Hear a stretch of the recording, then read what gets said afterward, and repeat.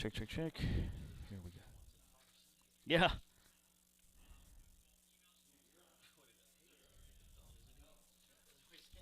Well, he should be.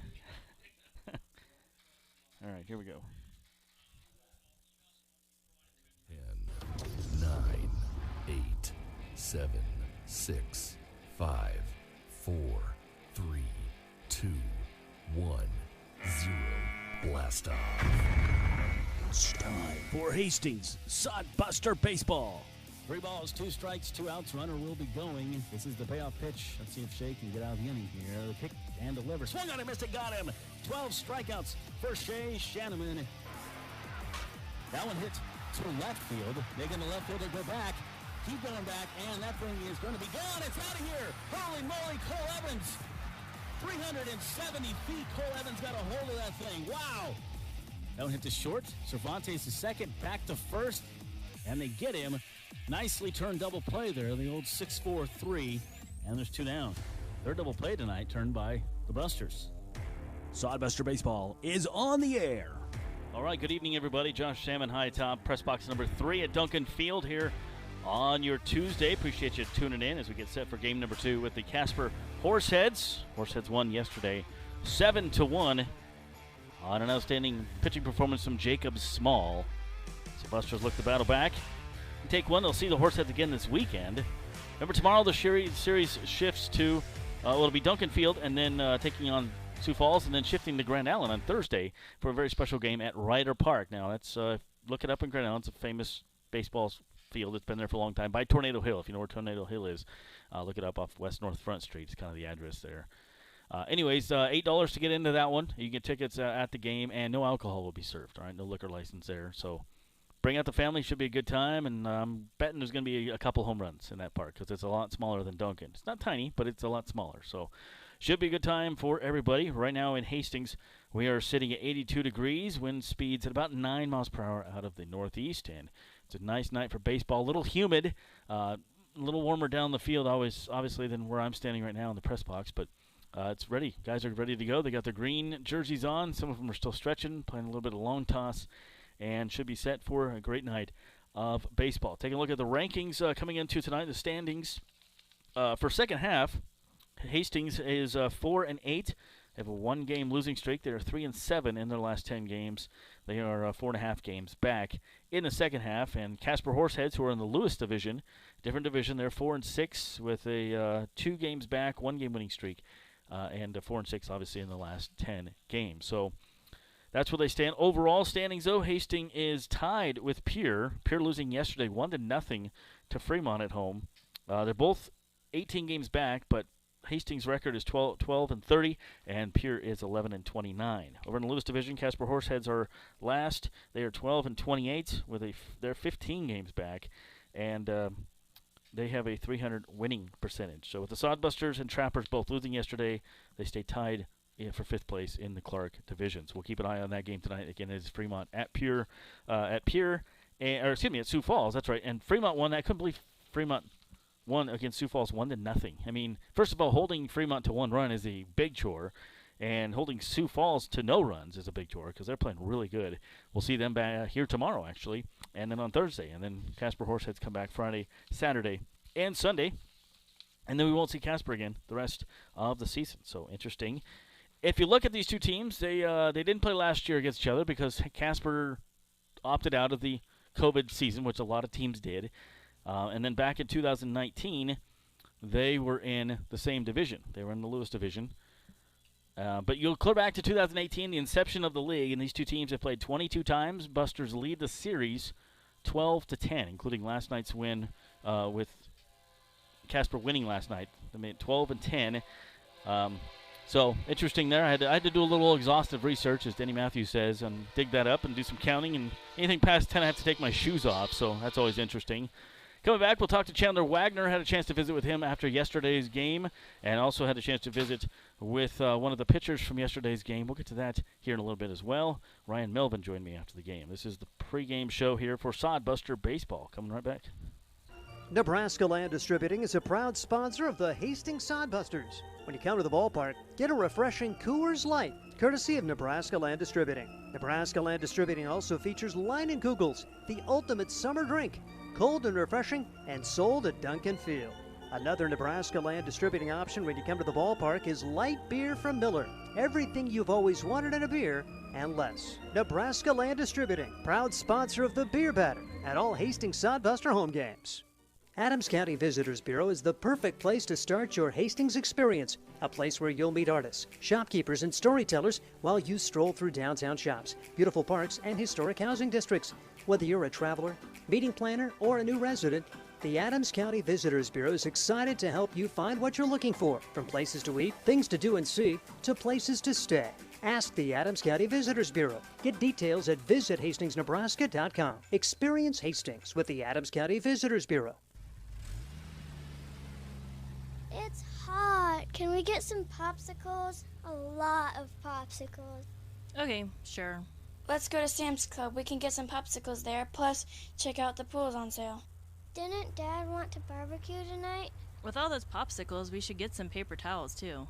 Good idea, Mom. I'll grab some chips. Sam's Club has something for every season. Sam's Club, a proud sponsor of Hastings Sodbuster Baseball. Stop by before or after the game. Welcome back to Duncan Field. Josh Salmon along with you. Steve Stein will jump on here in a minute as well. It's a pregame show. Look at these two teams. We'll take a look at the rosters here in a moment. So Steve, I was just talking about how these teams have met up a total of 22 times since inception of the league. And I had to do some counting, and you know how I am with counting on that. But 22 times, and Busters lead the series 12-10. Oh, wow. So pretty even, yeah. Yeah, and then keep in mind, as you said, they used to both be in the same division the first couple years, and then last year Casper opted out. So, yep, 12-10, and that's including last night's Casper's win. So, interesting.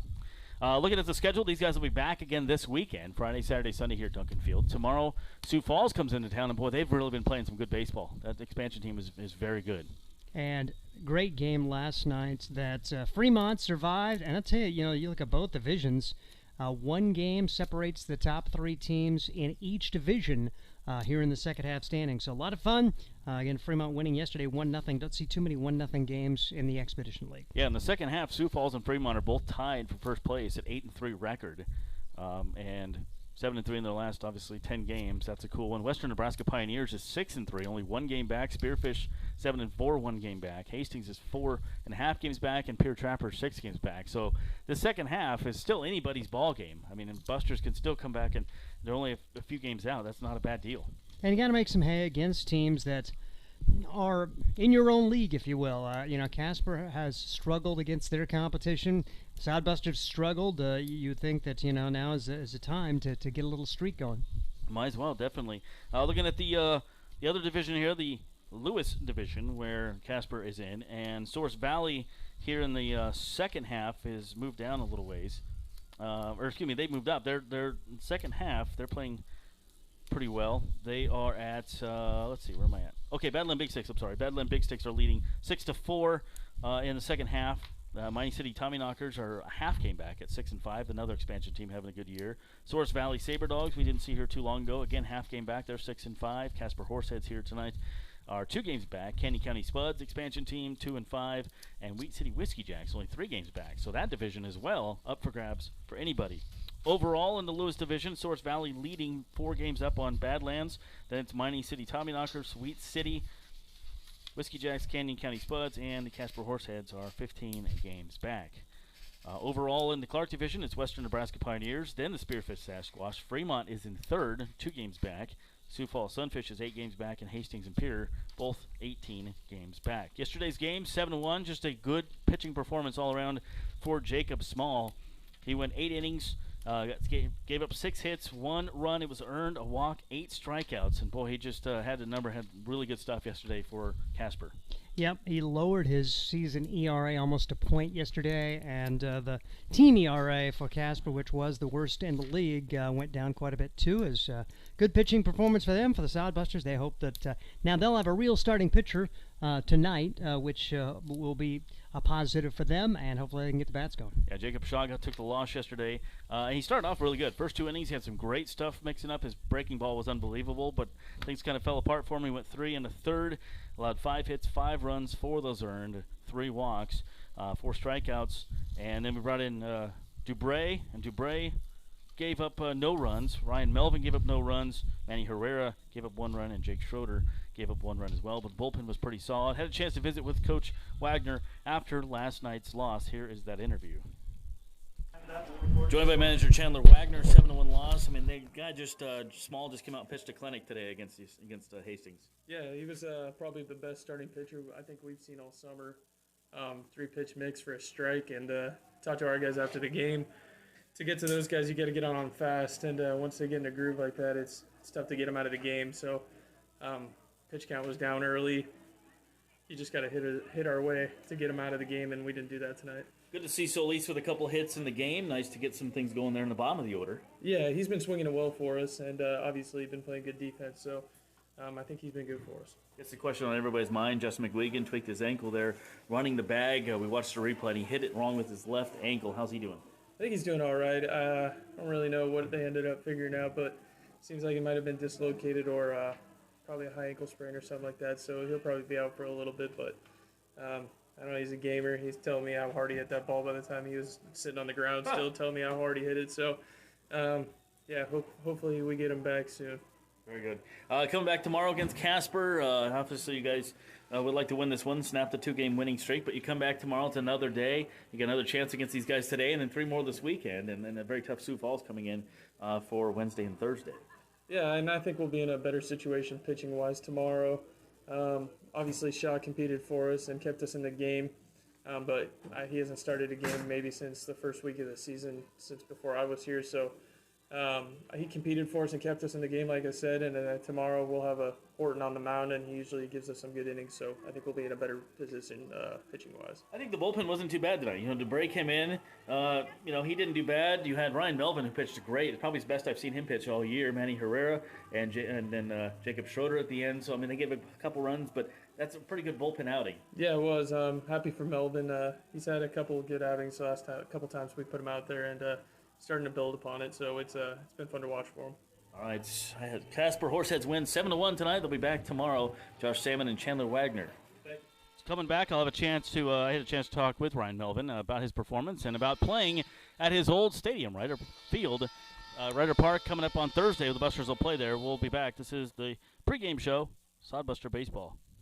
And I love to live in Nebraska. It's the good life. We always vacation here. Love those Nebraska state parks. We love to eat here. Where are you going to get a better steak? And we love to play here, especially Nebraska Pick 5 from the Nebraska Lottery. It has a $50,000 starting jackpot, drawing 7 days a week, and all the proceeds go back to our state. Hey, honey, this weekend, let's buy some Nebraska Pick 5 tickets, go to a state park, and grill some steaks. Like our first date. I'm no amateur. Top prize odds 1 in 501,000. You know Graham Tire for their quality tires and service, but did you know that they do brakes, batteries, and oil changes, and even shocks and struts? Graham Tire in Hastings has the quality products and great service you have come to expect from the Graham name. Rick and his crew will get you fixed up and right back on the road safely. And you can trust that the job was done right. That's peace of mind. Graham Tire in Hastings, West 2nd Street, open 7:30 to 5:30, Monday through Friday. A proud sponsor of Sodbuster Baseball. Hey, you. Your ad here. It's Josh Salmon of Salmon Says Media. Imagine turning on the radio or TV and hearing or seeing your business being advertised. Salmon Says Media offers voiceovers, full audio production, on-hold messaging for your phone, and more. Nearly 2 decades of experience. Salmon Says Media also offers radio imaging and podcast production. See us on Facebook. Salmon Says Media, the official media partner of the Hastings Sodbusters.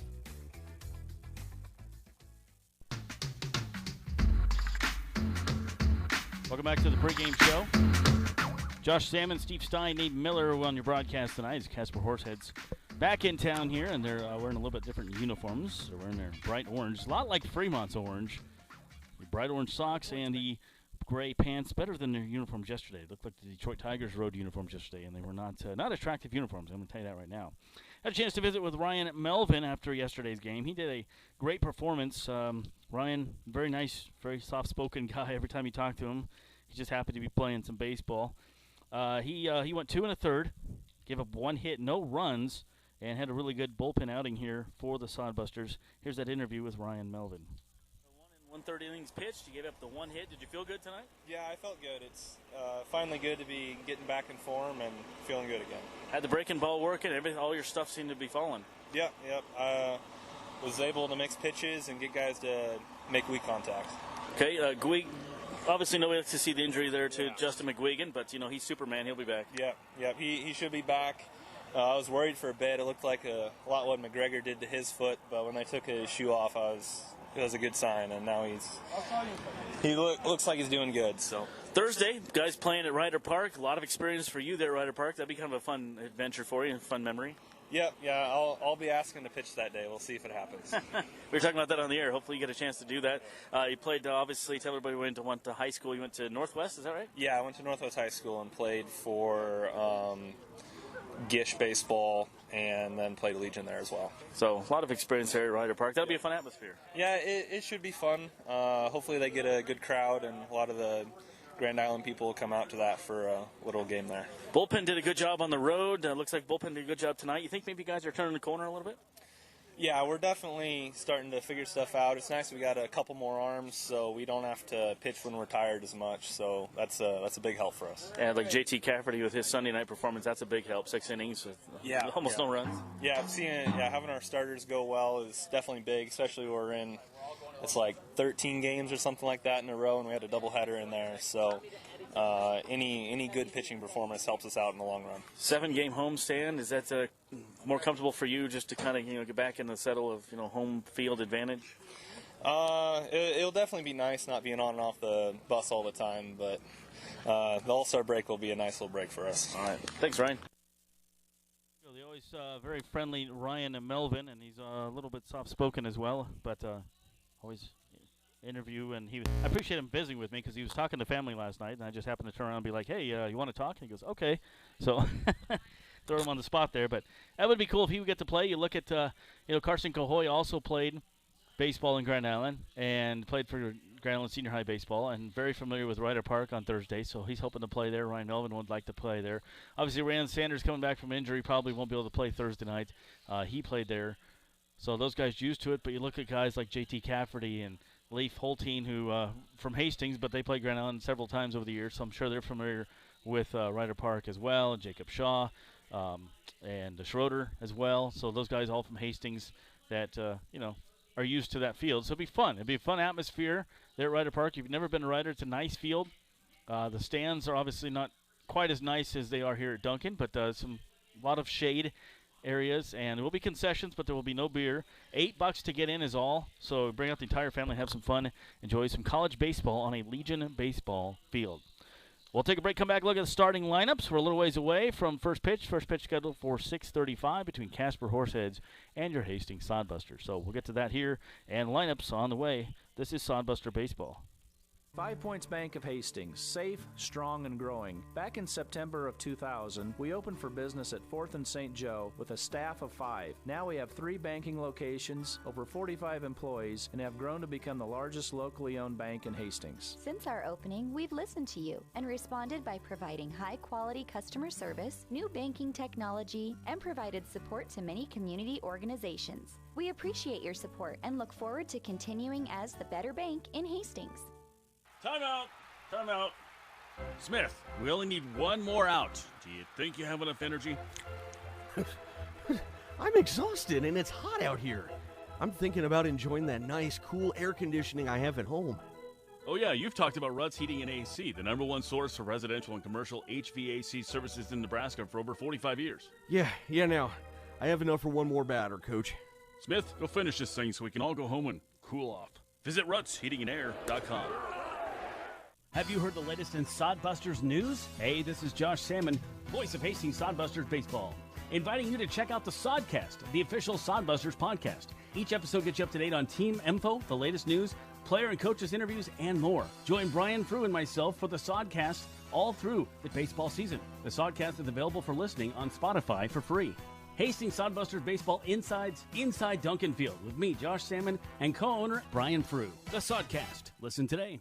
Nebraska Land Distributing is a proud sponsor of the Hastings Sodbusters. When you come to the ballpark, get a refreshing Coors Light, courtesy of Nebraska Land Distributing. Nebraska Land Distributing also features Line and Kugels, the ultimate summer drink. cold and refreshing, and sold at Duncan Field.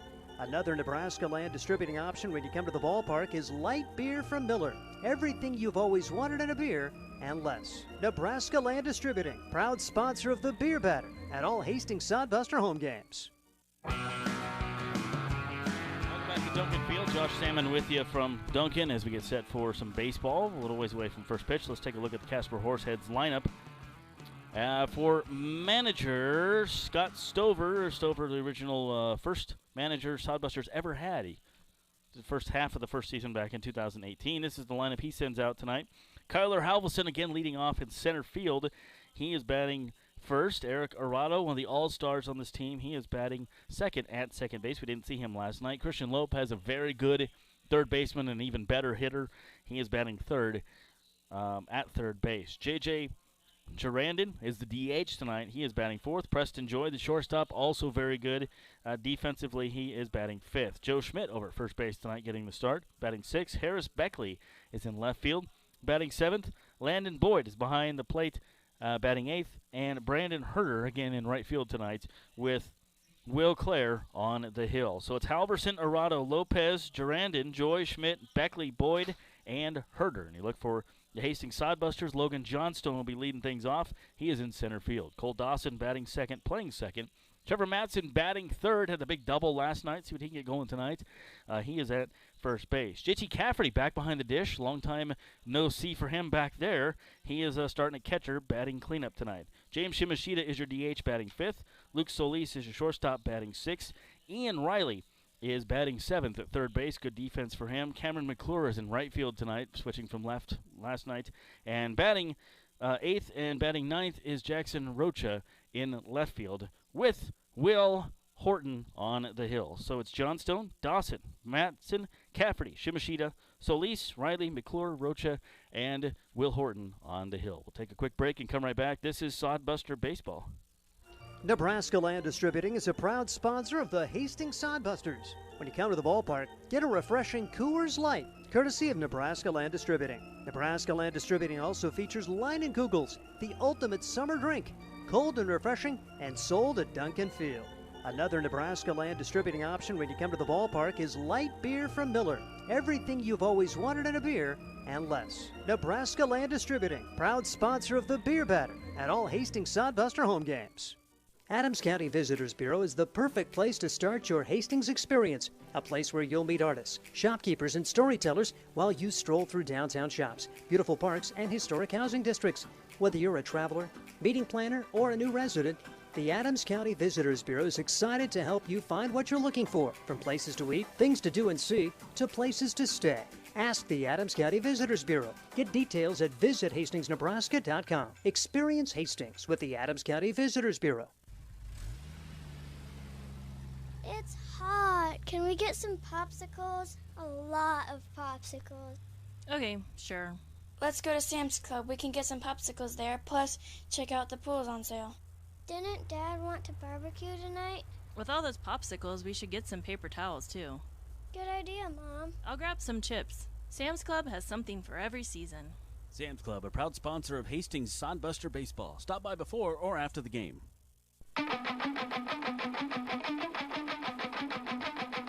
Sodbuster Baseball pregame show. Josh Salmon back with you. Steve Stein and Nate Miller. Thanks for tuning in here on your Tuesday nights. Casper Horse Heads, it's a two-game series this time, and then the Sioux Falls Sunfish coming to town tomorrow for two.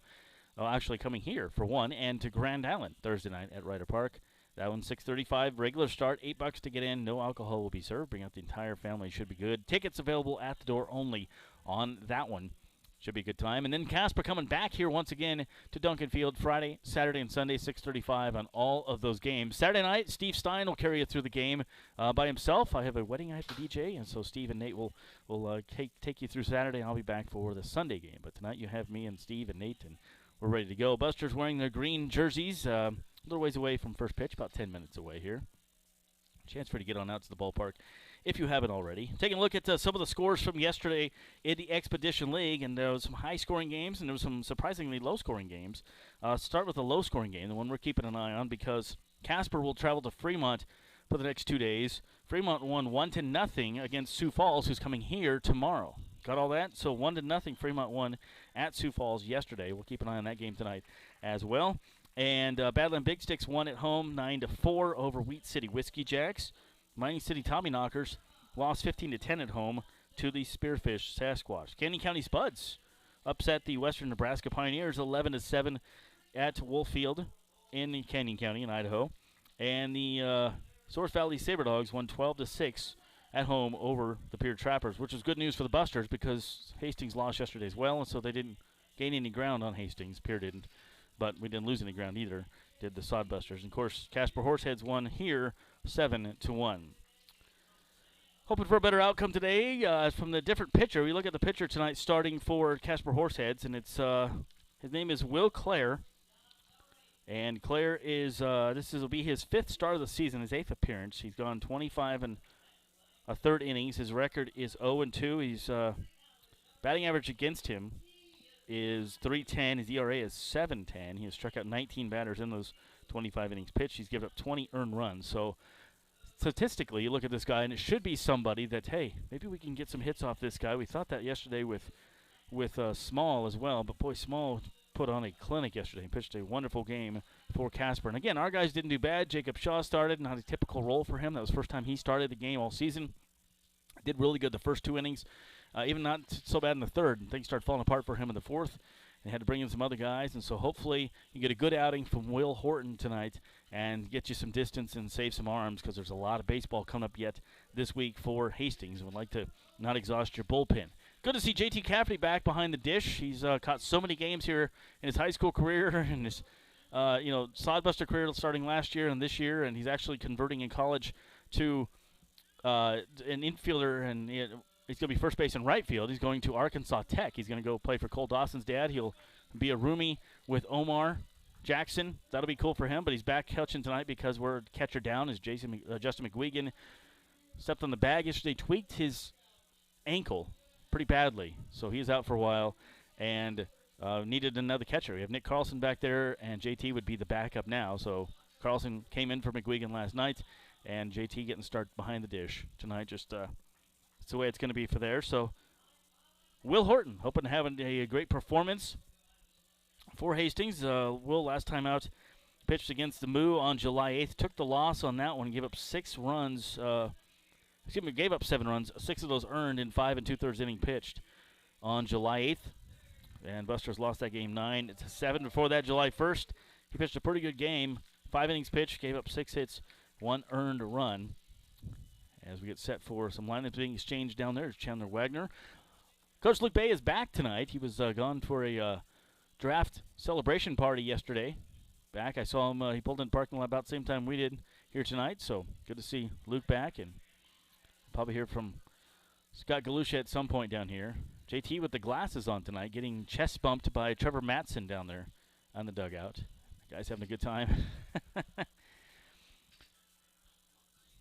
As I mentioned, Casper wearing their bright orange jerseys. I'm going to go with fire orange. They have orange hats as well, but it's a different color orange, almost like a General Lee type light orange on the hats with the gray pants. Much better uniforms than they had yesterday, I'm going to be honest with you. Those were not good-looking uniforms yesterday.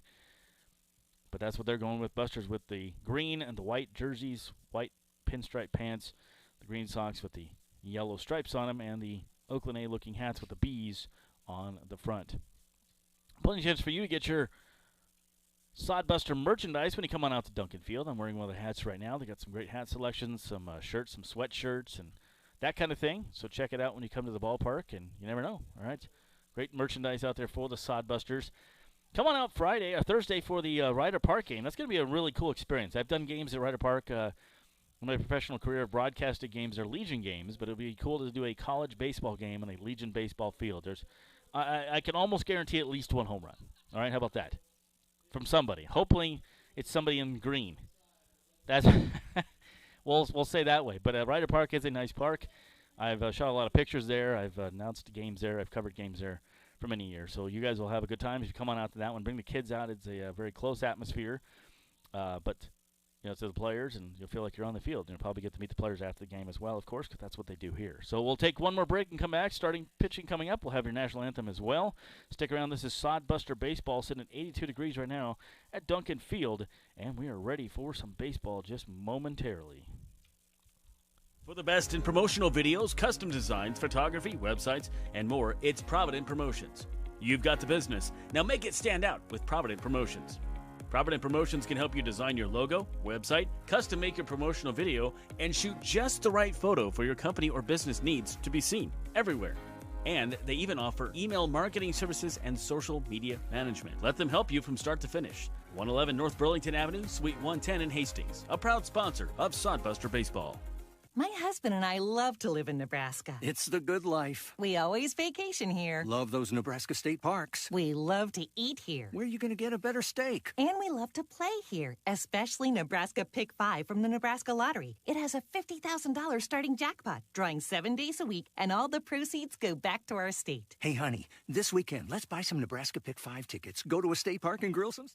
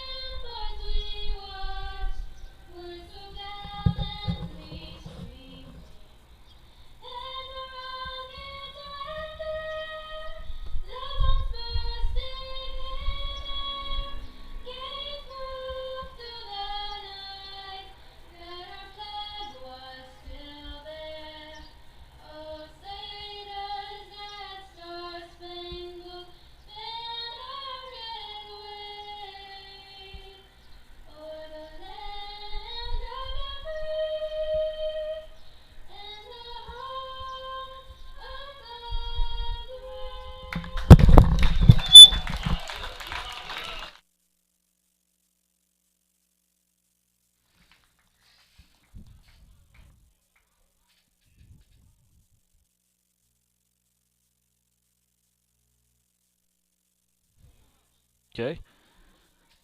And welcome back to Duncan Field as we had a duet 5 Points Bank of Hastings. sing there for the national anthem. So that's pretty cool. Never had a duet that I remember this season at all. Will Horton on the hill. Let's take a look at your lineups once again. For the visiting Casper Horse Heads, manager Stover. He sends Kyler Halverson, the center fielder. Then Eric Arado at second base. Christian Lopez at third. J.J. Gerardin as the DH batting fourth. Preston Joy again at shortstop batting fifth. Joe Schmidt is at first base batting sixth. Harris Beckley in left field batting seventh. Landon Boyd is the catcher batting eighth. And Brandon Herter batting ninth in right field. Pitcher is Will Clare. Battle of the Wills tonight as Will Horton's taking his tosses there for the Busters. Logan Johnstone leading things off in center field for Hastings. Then Cole Dawson batting second at second. Trevor Matson at first base tonight batting third. J.T. Cafferty behind the dish. James Shimashita is your DH batting fifth. Luke Solis is your shortstop tonight batting sixth. Ian Riley at third base batting seventh. Cameron McClure switches from left to right field tonight batting eighth. And Jackson Rocha is in left field batting ninth with Will Horton. Here's a who on the hill. Josh Salmon with you. Steve Stein will join you tonight as well. And, of course, our tech guy and producer of television, Nate Miller, to my right. Thanks for joining us. Game number 2 of 2 against Casper. Sunfish come to town tomorrow. They've been really playing some good baseball, so Busters would like to come off tonight with a win and get into a tough 2-game series with Sioux Falls with that W. Halverson will come up to the plate. Halverson started yesterday's game, led off in yesterday's game as well. And so here is Halverson.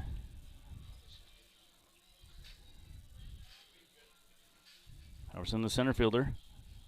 Just underway here. First pitch about to be thrown from Will Horton. And it's a ball. 1 ball, no strikes, just underway.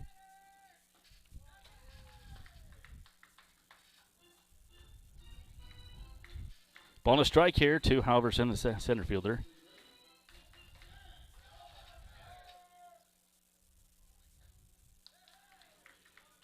One ball, one strike. 1 ball, 2 strikes, to Halverson.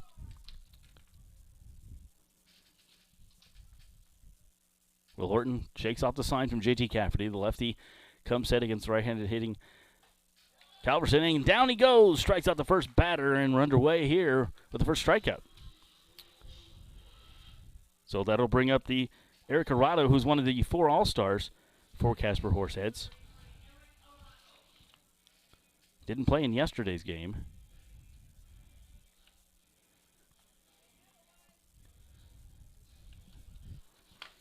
Arado, left-handed batter from Sussex, Wisconsin, and he goes to Northern Illinois.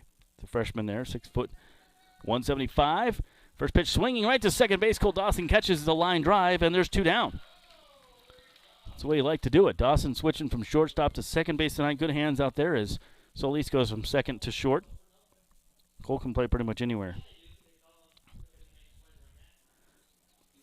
So Christian Lopez, the third baseman, comes up. He is a tough hitter.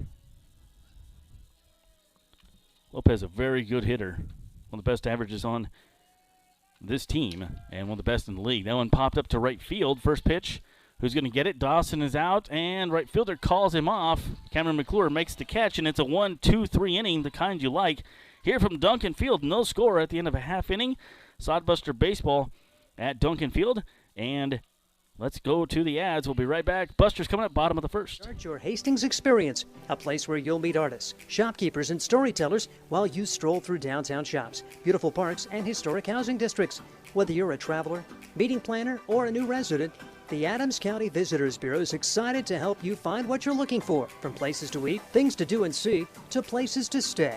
Ask the Adams County Visitors Bureau. Get details at visithastingsnebraska.com. Experience Hastings with the Adams County Visitors Bureau.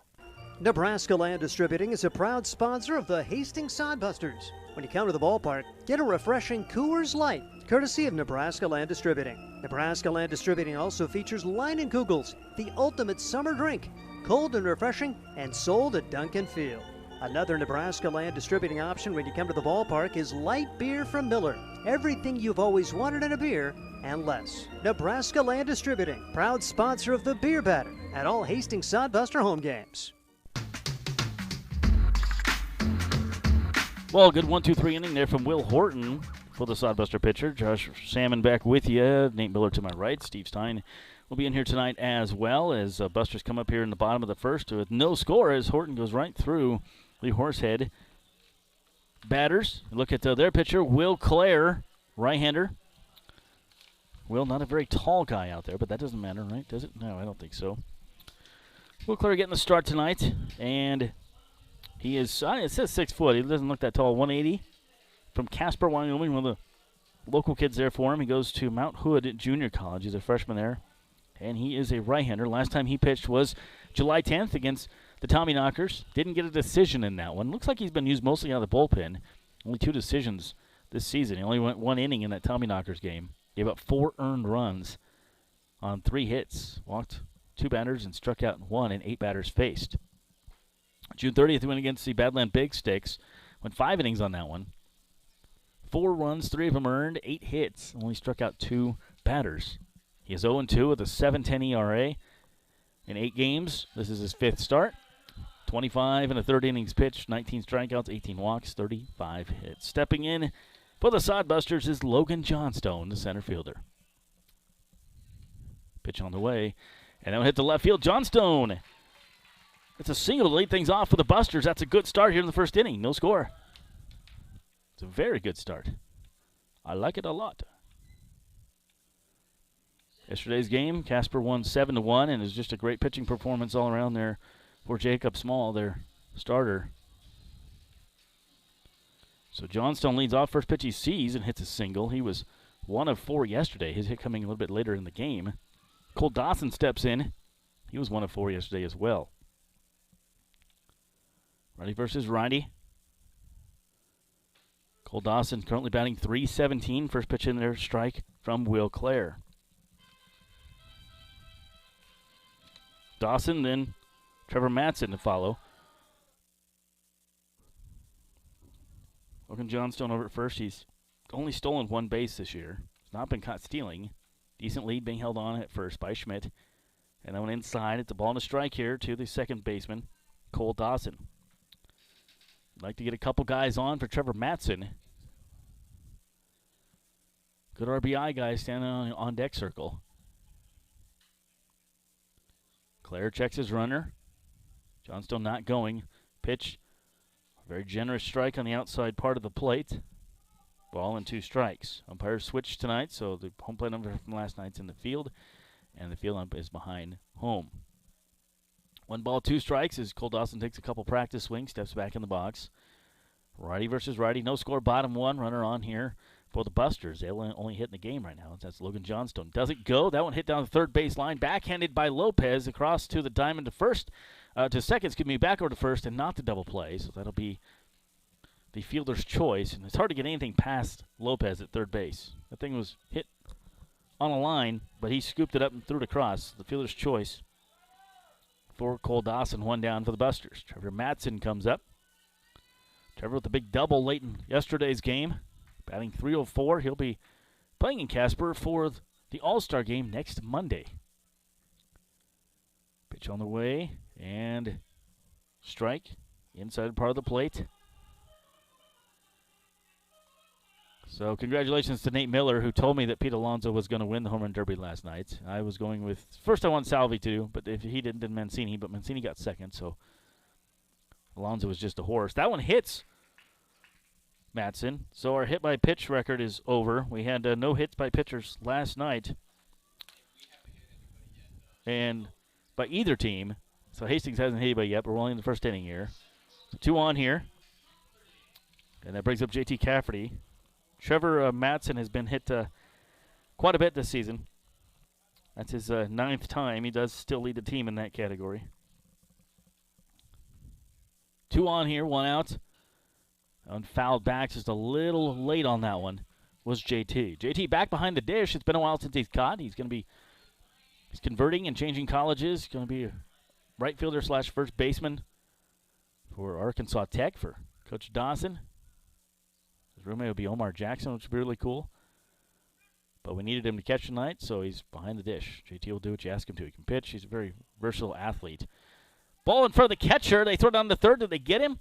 And they do. As bobbling it around there is the catcher. Boyd fires a strike to third. Cole Dawson didn't get a good jump. I think he took off late. He thought about it too late and took off, and they did get him at third base, but Matson able to make it up to second. So there is 2 out now. It bobbled around by Boyd, and I'm really surprised that the runners went on that because it really didn't get that far away from him. It was kind of one of those things where Dawson thought about it and then took off, and by then it's like, well, I got to go now. 1 ball, 1 strike, 2 outs, 1 on here, bottom 1, no score for JT Cafferty. There's the pitch, and JT takes the ball. Not too bad movement there from Will Clare. So 2 balls and a strike. We've had a hit and a hit batsman this inning. The hit batsman stands on second base. Will Clare checks. Trevor Matson comes set. Slider doesn't fall. 3-1. James Shin Machida standing on the on-deck circle. 3 balls, 1 strike, 2 outs, no score. Top 1, Casper and Hastings from Duncan Field. I'm Josh Salmon. Will Clare kicks and delivers. That one hit right to the third baseman on a line drive for the 3rd outs, and the Busters leave 1 on. That's Lopez over there. He is a tough cookie at third base. So 1 hit, 1 left on, no runs at the end of 1. There is no score. This is Sodbuster Baseball from Duncan Field, and now a word from Sam's Club. I'm a working mom. I don't have a lot of time for grocery shopping. That's why Sam's Club is so convenient. I can get the food my family loves, household supplies, and be on my way. My husband likes that they offer oil changes and tire services. Really saves him time. They have early hours for Plus Club members so I can beat the crowd on the weekend. Plus, Sam's Club offers free curbside pickup. Order online or in the app. Sam's Club, Grand Island. Sam's Club, a proud partner of Sodbuster Baseball. 5 Points Bank has been your hometown bank for over 40 years, and now you can take us wherever you go. Mobile Deposit allows you to deposit checks from your smartphone or tablet with our free business banking app.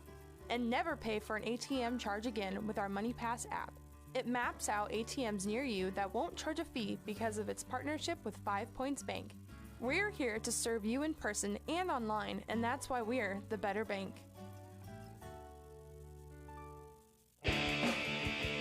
Well, no score at the end of one. The only hit in the game belongs to Hastings. And Josh Salmon back with you with Nate Miller to my right. Steve Stein will join us here in the third inning again.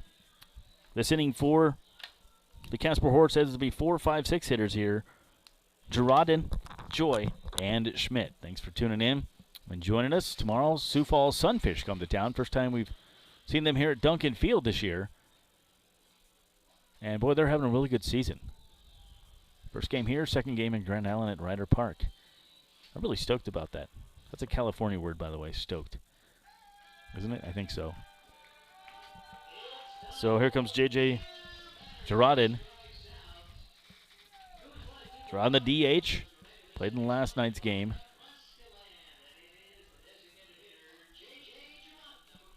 So Gerardin in last night's game. 0 for 5. Pitch on the way here from Will. Looks like a changeup start things off. Strike one. Swung on and missed. When Will's on, he's on. And right now he's on. He's on the third base side of the rubber. Blue batting gloves there for Gerardin. That one popped up first base side. Madsen gives it chase, but runs out of real estate.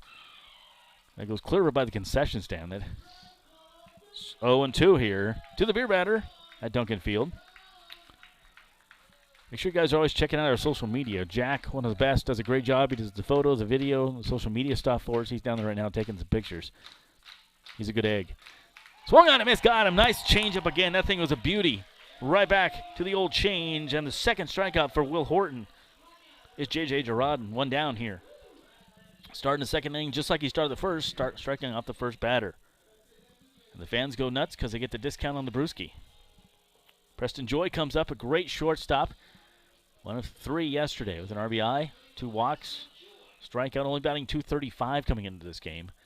But really good hands over there for that shortstop. That pitch outside for ball 1.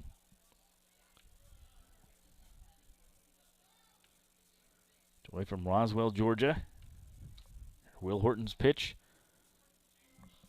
High and outside, 2-0. Will Horton from Arkansas Tech as well, so him and J.T. Cafferty will be teammates next season, as well as Omar Jackson as well. That one popped back to Horton, takes his time, throws over to first. Matson grabs it, and there's 2 down. So first baseman Joe Schmidt comes up.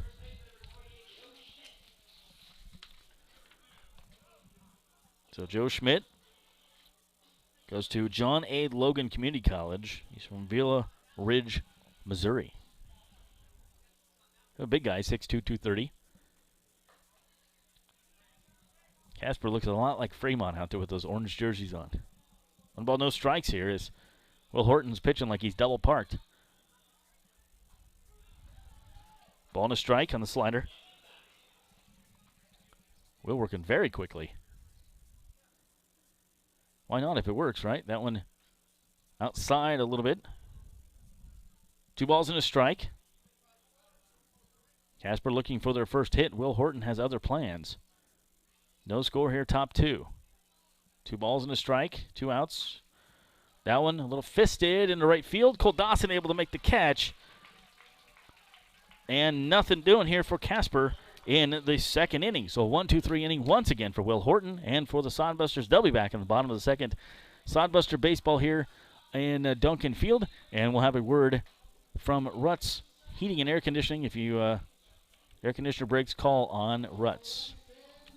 Summer means Sodbusters baseball and hot weather, so make sure you stay cool with Ruts. Ruts Heating and AC is your #1 source for residential and commercial HVAC services in Nebraska. For over 45 years, Ruts has been a name to trust for repairs, installation, and maintenance work on time.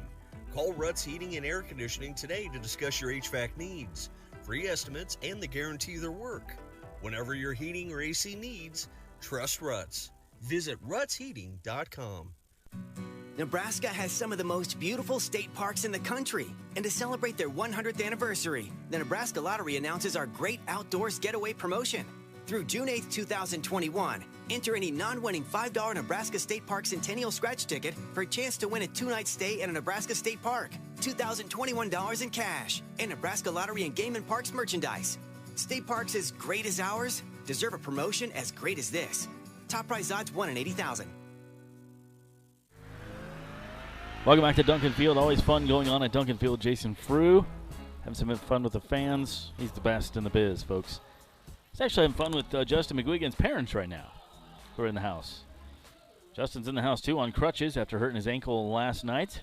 James Shimashita checks into the box here for the Busters in the second. It'll be 5, 6, 7 here. Shimashita, Solis, and Riley. I was talking to James. Finally got to introduce myself. I usually go down before the game to the dugout, and he's one of the last guys to come in the dugout after he gets his uniform on. Strike one, and he's from San Diego, but he's wearing his Dodger shirt. And I said, man, what part of San Diego are you from? Because you can get tarred and feathered for that. He laughed, and he's from Claremont, so explains it a little bit better to me. I'm from more southern San Diego. Popped up sky high to second base, making the catch over there is Arado. And Shimashita, with his Dodger-colored batting gloves, is the first out. I think it was hit sky high. Luke Solis comes up. Luke started at second base in yesterday's game. Shortstop today. Luke Solis went 2 for 4 yesterday. The only buster with multi-hits in the game. He had the first hit of the game of yesterday. And went a little bit later in the game. First pitch misses for a ball here from Will Clare in his second inning of work.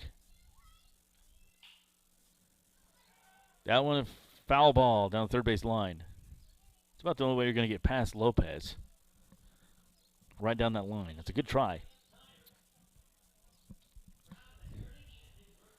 Like to see you out here tomorrow, 6:35 for first pitch. Sioux Falls. Sunfish will be in town. And I don't know their uniform colors. We have enough bright orange jerseys in this league. That one into past third and into left field. So Solis really finding the groove against Casper. It's his third hit of the series, first of the game. And second hit this game that Will Clare has given up to Sodbusters. Ian Riley comes up. Riley getting the start at third base tonight. Didn't play in last night's game. Any good versatile guy, can play some third base. Actually an outfielder, but he's doing a lot of infield for us this year at Hastings. Riley batting a $181. Solis, ooh, a good bunt down the third base line, and it's just going to go foul. It wasn't a bad idea at all, and he would have made it. It was about 10, 12 feet from third base bag and decided to go foul, and Lopez wisely let it go. So we want to thank Tyler Monroe for being a Sodbuster this year. His season is done with Hastings. I was informed today. That's the way things go. Guys come for a certain amount of time. That's the deals we have with their schools and their coaches and stuff like that and the players. So thank you, Tyler Monroe. He put a lot of infield for us. Did some pitching we need him to. Good hits. Here's the 0-1 coming up. And a little check swing, and that's all. It doesn't have to be pretty, and it wasn't. A little looper into right field, and 2 hits in a row here. That was like a half swing, and it just went right over Rolato's head at second base. Just right off the barrel, and just a little tap, tap, tap-a-roo into right field. That brings up Cameron McClure.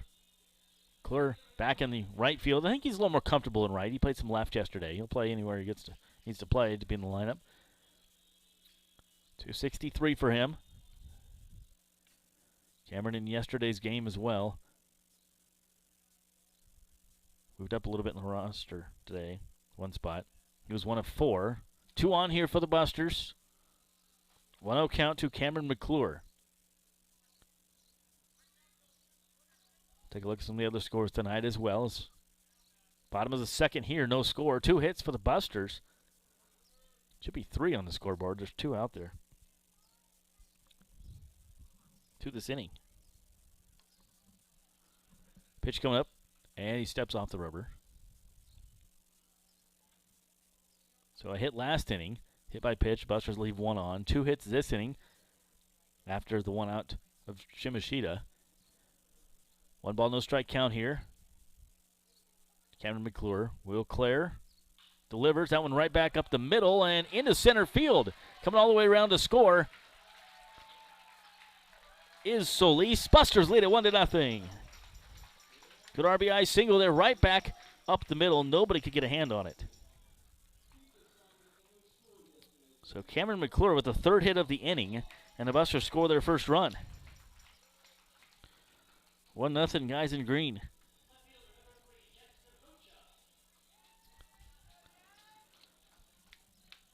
Rocha comes up now. He's a ninth place hitter. 2 on here. 1-0 Sodbusters. First pitch in there for a strike.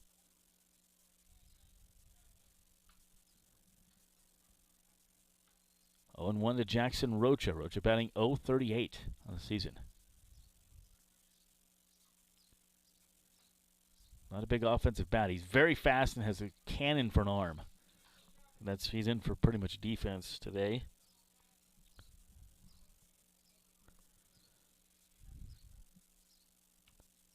The ball's 2 strikes to Jackson Rocha. 1 out, 2 on, 1 in for the Busters here in the bottom of the second. They lead 1-0. Will Clare comes set with 2 runners on, checks them both. That one fell off first base side. You've got Ian Riley dancing around at second base. Cameron McClure over at first. Still 0-2 count here to Jackson Rocha.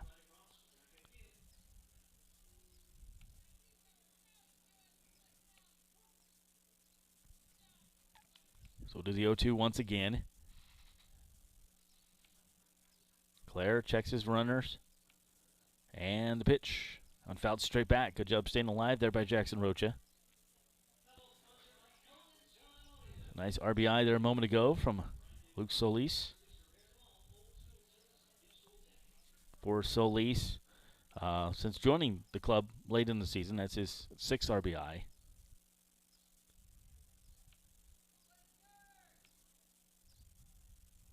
Here's the pitch from Will Clare. Runners go, and that one is hit to the shortstop. That is not going to be a good thing as he tags second base, pulled it 2 out. So 6 inches to the right, and Buster score another run. But boy, right on top of that thing is Joy. Great hands out there, and lining out to the shortstop, making into the line into the double play is Rocha. And the Busters are done, leaving 1 on base. But they score a run on 3 hits. Busters lead at 1-0. Sodbuster baseball coming back in the 3rd inning. Steve Stein will have you. This is Salmon Says. A media ad. We'll do that in a minute after Graham Tire. You know Graham Tire for their quality tires and service, but did you know that they do brakes, batteries, and oil changes, and even shocks and struts? Graham Tire in Hastings has the quality products and great service you have come to expect from the Graham name. Rick and his crew will get you fixed up and right back on the road safely. And you can trust that the job was done right. That's peace of mind. Graham Tire in Hastings, West 2nd Street, open 7:30 to 5:30, Monday through Friday. A proud sponsor of Sodbuster Baseball. Hey you, your ad here. It's Josh Salmon of Salmon Says Media. Imagine turning on the radio or TV and hearing or seeing your business being advertised. Salmon Says Media offers voiceovers, full audio production, on-hold messaging for your phone, and more. Nearly 2 decades of experience. Salmon Says Media also offers radio imaging and podcast production. See us on Facebook. Salmon Says Media, the official media partner of the Hastings Sodbusters. Welcome back to Duncan Field. Josh Salmon, Steve Stein, Nate Miller to our right. On the controls, Busters able to put a run together on the board on 3 hits. Here's Steve Stein. And 7, 8, and 9 coming up for Casper here in inning number 3. Very well pitched game between Will Horton and Will Clare. Horton, the left-hander, he has done very well. 6 up and 6 down so far as he works to Harris Beckley. Beckley stands in the left-handed box as we bring you Sodbuster Baseball today. Fun game going on, and these 2 teams going to meet this weekend, Friday, Saturday, and Sunday. It's the first pitch from Will Horton. It's bunted on the first base side. Takes 1 hop. Matson able to pick it up. The dive as those 2 pretty much meet at the bag, and Matson tags him out. So Beckley, a nice idea. Thought it was going to fall in no man's land. Beckley got pretty good speed. Tremendous effort for Matson to get out Beckley. It looks like a simple 3 unassisted play, but certainly was not simple. Yeah, the only way he could make that out was to get it and dive to the bag, and he did exactly what he needed to do. Great play there by Trevor. as Landon Boyd comes to the plate now. He's the catcher for the Casper Horse Heads in their orange jerseys today. A lefty-righty matchup as Will brings it outside for ball one. 1 ball and no strikes on Landon Boyd. We're in inning number 3, fast-moving game here in the Expedition League as this pitch is over for a strike. 1-1 the count on Landon Boyd with Brandon Herter waiting on deck. As the pitch comes in and it's fouled away. And I'll tell you what, no wasted motion for Will Horton. He gets it, he throws it. Love that approach for Horton. Oh, that's a broadcaster's dream. As you better be ready to go or maybe step out and try to break his momentum. The pitch is fouled away. It remains 1 ball and 2 strikes on Landon Boyd. Boyd out of the University of Oklahoma from Parker, Colorado. As he stands in the right-handed box. Boyd for the Casper Horse Heads has only played he's actually pitched a few games this year. Pitched in 1 game and also a regular at the plate. Takes this pitch in the dirt. 2 balls, 2 strikes, kind of like J.T. Cafferty. Cafferty sees a regular time on the mound, and he's behind the plate today for the squad from Hastings. 163 batting average for Boyd. 2-2 the count as Will brings home the delivery. Low end of the dirt, now 3 balls and 2 strikes on Landon Boyd, the number 8 hitter in the Casper lineup. And nobody can accuse Will Horton of wasting time. Nope, that's right. Like he's getting paid by the hour here, you know. It's like 3-2 the count. The pitch fouled away. Remains 3-2 as Boyd way behind that offering. And we'll do it again at 3-2. He's got a really good changeup working today. Let's see if he goes back to that. As Horton shakes off the first sign, shakes off the second sign. Now he's ready to go. 3-2 pitch. This is rifled to the left center field gap and over into the gap to make the play. Center fielder Logan Johnstone. So pretty good battle there. Won by Will Horton. 2 up, 2 down here in the 3rd inning. And Brandon Herter will come to the plate. Yeah, Herter played in yesterday's game as well. Started in right field. As Herter getting set to go, one of the better hitters on this team, batting .310 coming into today. Stands in the left-handed box, and Will Horton brings the pitch over for a strike. No balls and 1 strike on Brandon Herter. 2 of 4 in yesterday's contest.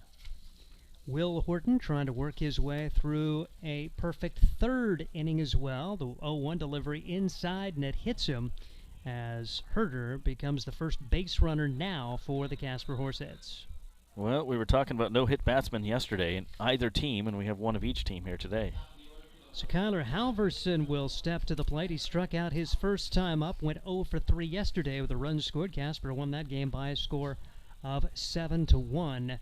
So they had a great pitching performance from Jacob Small. Worked the first 8 innings to pick up his 3rd win of the year. Pitch from Horton misses for ball 1, 1 ball and no strikes on Halverson. Halverson, one of the first 2 strikeout victims, one of 2 strikeout victims on the day. 1-0 delivery from Will Horton is on the way. This one is popped up. Foul territory, first base side, but out of play. No chance for Matson as the count goes to a ball and a strike on Halverson. Out of Dakota Wesleyan, he is a hometown boy from Casper. Home of the Horseheads in their 3rd year of existence. They didn't play last year, 2 official seasons, 2018 and 2019. So technically they've been in existence 4 years. This is their 3rd year of playing with COVID-19. 2-1 now as that 1-1 offering missing. This is their 23rd game with Hastings in the 4 years. 2-1 the count. Horton, a big breath, throws to first and out at first. Will Horton with a big shout as he heads toward the Hastings dugout. And he has still faced the minimum after picking off Brandon Herter. So we head to the bottom half of inning number 3. It's Hastings 1 and Casper nothing. This is Sodbuster Baseball. 5 Points Bank has been your hometown bank for over 40 years, and now you can take us wherever you go. Mobile Deposit allows you to deposit checks from your smartphone or tablet with our free business banking app. And never pay for an ATM charge again with our MoneyPass app. It maps out ATMs near you that won't charge a fee because of its partnership with 5 Points Bank. We're here to serve you in person and online, and that's why we're the Better Bank. Have you heard the latest in Sodbusters news? Hey, this is Josh Salmon, voice of Hastings Sodbusters Baseball, inviting you to check out the Sodcast, the official Sodbusters podcast. Each episode gets you up to date on team info, the latest news, player and coaches interviews, and more. Join Brian Frew and myself for the Sodcast all through the baseball season. The Sodcast is available for listening on Spotify for free. Hastings Sodbusters Baseball Insides Inside Duncan Field with me, Josh Salmon, and co-owner Brian Frew. The Sodcast. Listen today. Will Clare set to go for his third inning of work as it is 1-0. It really felt like the Sodbusters were starting to get to Clare at the bottom of the order, and really unfortunate that they scored only one run. They ended up losing a couple of players on the base paths here the first two innings, one on a caught stealing when Cole Dawson tried to advance from second to third, and then last inning the runner was going from second base and it was a line drive behind him and really no chance for Ian Riley as Jackson Rocha lined out to the shortstop to end the threat. So it's back to the top of the order. Logan Johnstone, who singled his first time up, stands in the left-handed box, and the pitch. Across for a strike, no balls, and one strike on Logan Johnstone, who had a hit his first time up, and he is off to a very good start since joining this team early in the years. The pitch is taken for a ball. It goes to 1 ball and 1 strike as Johnstone stands in. The pitch is outside, and it goes to a ball and a strike on the Gonzaga recruit. Right-handed pitcher Will Clare brings the pitch home, and this one is hit high in the air, right center field, and it is going to fall. Johnstone around first, and he will hold up there as both the Casper center fielder Kyler Halverson and the right fielder Brandon Herter tried to converge, and it fell between them. So Johnstone 2 for 2 to start this day. Yeah, this is something like Fremont would do. Just find gaps. Doesn't have to be the prettiest swings, and just hit it out in the holes. These guys have had some little dinkers tonight, and we'll take those all night long. Small ball. Particularly after last night when the Sodbusters really struggled offensively to get anything going, and nice to see the sticks coming to the forefront early. Actually, the 5th hit of the game for Hastings. This one is hit hard over the first baseman's mitt as Cole Dawson could have extra bases. He's rounding first, headed for 2. Sodbusters are going to have second and third. Nobody out with Johnstone singling and Cole Dawson doubling. Another great hit there. That went right past the first baseman, smoking right past first baseman there, Schmidt. He couldn't get a hand on it. Schmidt also a catcher, so maybe a little more familiar behind the dish. But nice piece of hitting there by Dawson. He was thinking 2 right out of the box. And really almost another line-out step on the bag out. The Sodbusters almost fortunate there because if Schmidt snags it, no chance for Johnstone to get back. But as it stands, second and third, nobody out, 1-0. Sodbusters on top. They have hits in every inning, already 6 in the game now as the pitch is in there for strike 1. No balls and 1 strike on Trevor Matson, who was hit by a pitch his first time up. He leads the team in that category. 310 the last 7 days for him, 6 RBIs. No balls and 1 strike. Clare comes set. Righty-righty matchup, and the off-speeder is in the dirt. No chance for advancement. Good hustle there as saw Landon Boyd keep it close enough to make sure that Johnstone stayed at third and Dawson at second. Yeah, it was a very good stop by the catcher. That could have been a bad thing. It was heading towards their dugout. Hastings Sodbusters with a 1-0 lead and looking for more here in inning number 3. Clare comes set, brings home the pitch, and this one is drilled to left field, but right there making the grab is Harris Beckley, scoring easily from third base. It's Logan Johnstone, so Matson hit it right on the button. He will get a sacrifice fly and an RBI, and the Sodbusters extend the lead to 2-0. Cole Dawson hangs on at second base with J.T. Cafferty coming up. Yeah, that RBI is the 7th in 7 days for Trevor Matson. Had the big double last night, and he'd rather have a hit, but he'll take the RBI as he gets another run in. 2-0 Green Guys. Hastings Sodbusters battling here to take the 2-0 lead as the pitch is upstairs for ball 1. 1 ball and no strikes on J.T. Cafferty, who hit it on the button, but lined out his first time up to end the first. Now in the third, Sodbusters lead it by a score of 2-0 with single runs each of the last 2 innings, trying for a crooked number here as JT stands in and behind this fastball and does not make contact with it. The count goes to 1-1 strike on JT Cafferty. Cafferty will be going to Arkansas Tech and be teammates with his battery mate, Will Horton. Played his freshman year at Western Nebraska Community College. One and done there as he gets a 4-year offer and takes advantage of it. Bouncing ball toward the first baseman. Muff throw to first is going to be in time, so way to hang with it for Joe Schmidt, who gets it to Will Clare covering on the play. Cole Dawson advances to third. Goes 3-1 on the putout. Sodbusters have a runner at third, 2 outs, and leading at 2-0. Yeah, Schmidt doesn't seem too comfortable with at first base, but he did do a good job of sticking with it yesterday at first base. For them, we saw Browning. He was a little more sure-handed. Sodbusters lead at 2-0. 2 runs, 6 hits for Hastings. And Casper, no runs on no hits. They have sent the minimum to the plate so far against Will Horton. Pitch is missing for ball 1. 1 ball and no strikes. James Shimashita up there. He popped to the second baseman his first time up. Pure Trappers, Source Valley, no score. Fremont, Sioux Falls, no score.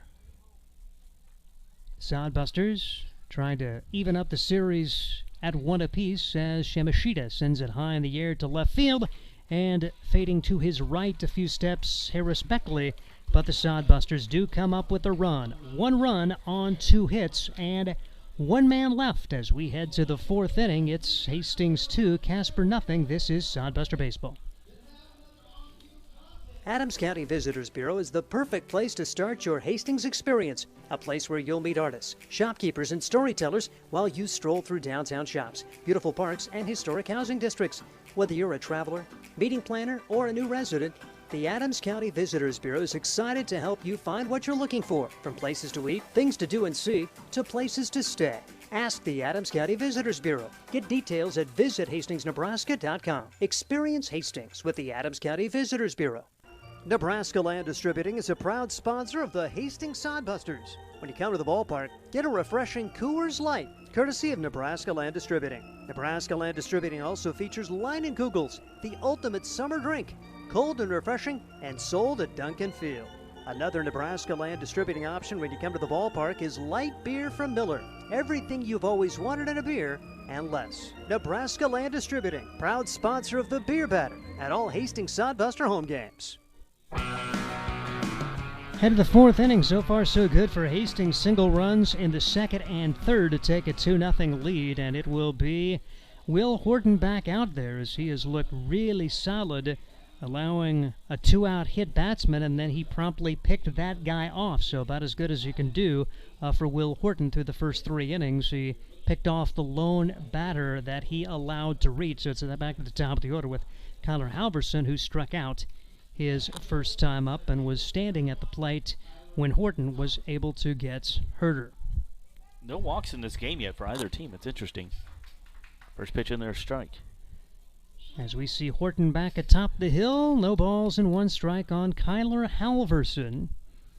As here's Will Horton's 0-1 delivery, and this one is in the dirt. 1 ball and 1 strike. Just 30 pitches thrown through the first 3 innings for Will Horton. Horton maximizing his pitches so far here in the early going. Wants to have a deep performance here today as this pitch is bounced to the left side. Solis tries to backhand it. Does so. Strong throw to first in time. How about that? Luke Solis. Not an easy play. Had to charge to have any chance. Gloved it cleanly through across his body, and Kyler Halverson is out. Wow, what a play. Backhanded, in between hop on that thing, 1 swift motion, and his body was tipped down when he grabbed it as well. Great play. That's like via Ozzie Smith over there. Eric Arato bats now. He lined at second baseman his first time up on a good play from another strong middle infielder, Cole Dawson, for the Hastings Sodbusters. Fast-moving game, top of the 4th, 2-0 Sodbusters on top, and the pitch is taken high for a ball, 1 ball, and no strikes on Eric Arato. Arato going to be one of the All-Stars. He goes to Northern Illinois from Sussex, Wisconsin. First pitch strike, and the second pitch misses. 1 ball and 1 strike on Eric Arato. Should be fun Thursday's game, Steve, with Sioux Falls at Ryder Park. You and I have done a lot of games there over the years. That will be Thursday, you mentioned, and Sioux Falls actually going to be here in Hastings tomorrow. Line drive, left field, that is a base hit. Jackson Rosa will try to chase this one down before it gets to the fence, and a double solidly struck from Eric Arato. He becomes the first man to reach via a hit for the Casper Horse Heads. It's now 6-1 in favor of Hastings, 2-0 the score. Soundbusters on top. Well, the no-hitter's gone for Will Horton, and that thing was just hitting a power alley. Good thing Rocha runs well and has a really good arm, because that was going to be an easy triple otherwise. Christian Lopez will stand in now. Really strong defensive player. He is one of the All-Stars. Going to be playing on the home field for the Casper Horse Heads next week. As the Expedition League All-Star game going to be coming up. They're going to have a home run derby as well. It'll be a lot of fun. Hastings was the site of the first Expedition League All-Star game back in 2018. Fun time. 2-0 the score. Sodbusters with the lead as left-hander Will Horton now seeing this group the second time, and Casper could be gaining the measure of Will a little bit. Fast-moving game, and Horton brings the pitch over but low, and now it's going to be a visit to the mound from the catcher as J.T. Cafferty will go out and make sure they have the sign straight with the runner at second now. 1 ball and no strikes. Mentioned busy home week for the Hastings Sodbusters here in Hastings tomorrow, at Grand Island on Thursday. Both of those games against the Sioux Falls Sunfish, and then Casper comes back to Hastings Friday, Saturday, and Sunday. Come galloping into town, you might say. The Horseheads. 1 ball, no strikes, 1 out. The conversation ended between Horton and J.T. Cafferty, and the pitch outside for a ball, 2-0 the count on Christian Lopez. Yeah, this guy's just a very good athlete all around. Great hands over at third base, hits a ton. Really good player here for Casper. Horton, left-hander, comes set. Check of the runner, and the pitch. High fly ball, right center field, carrying pretty well, but it's a deep park. Runner at second base will tag and advances. Good job for Cameron McClure to get over and make the play. Eric Arato ends up at third base, but there are 2 outs and a chance for Will Horton to get out of this with no damage done if he can get by J.J. Girardin. Girardin struck out his first time up, batting in the designated hitter spot. Girardin went 0 for 5 yesterday to see his batting average slip to .306 coming into today. First pitch, over for a strike. No balls and 1 strike on J.J. Girardin. Some Black Diamond Washington. Maybe a Mariners fan, who knows? It's possible. There are a few of them out there, even in Washington. 0-1 delivery. Line drive, center field, base hit, and the Casper Horseheads are on the board as J.J. Girardin comes through. Eric Arato comes in to score, and that lead is cut in half. Hastings leads it 2-1. So the Horseheads plate 1 here. They use a double and a single, and now Preston Joy will try to keep it going. He grounded back to the pitcher his first time up. Well, I think, as you said, too, the guys are second time to the order, starting to figure out Will a little bit here, so he needs to make some adjustments. Horton a check of the runner. And the pitch. Over but low for ball 1. 1 ball and no strikes on Preston Joy. Joy with the old school stirrups. Bright orange. Orange jerseys as well today. 1-0 delivery is taken outside. 2-0 the count now on Preston Joy's. Early in this game, Will Horton was jumping in front of everyone. He has fallen behind a few batters the last couple of innings. 2-0 delivery. Right there for a strike. 2-1 the count on Preston Joy. I'm leaning towards Fremont orange. What color should we call that? It's the same color as the Yeah, it's Moo. pretty much, yeah, they look like the Moo today. That was what I was thinking. Yesterday you compared them to the Detroit Tigers with their gray uniforms. As pitch swung on and missed, goes to 2 balls and 2 strikes. The blue is not quite as bright as Fremont, I don't think. No, No, Fremont's more purple, too. Yeah.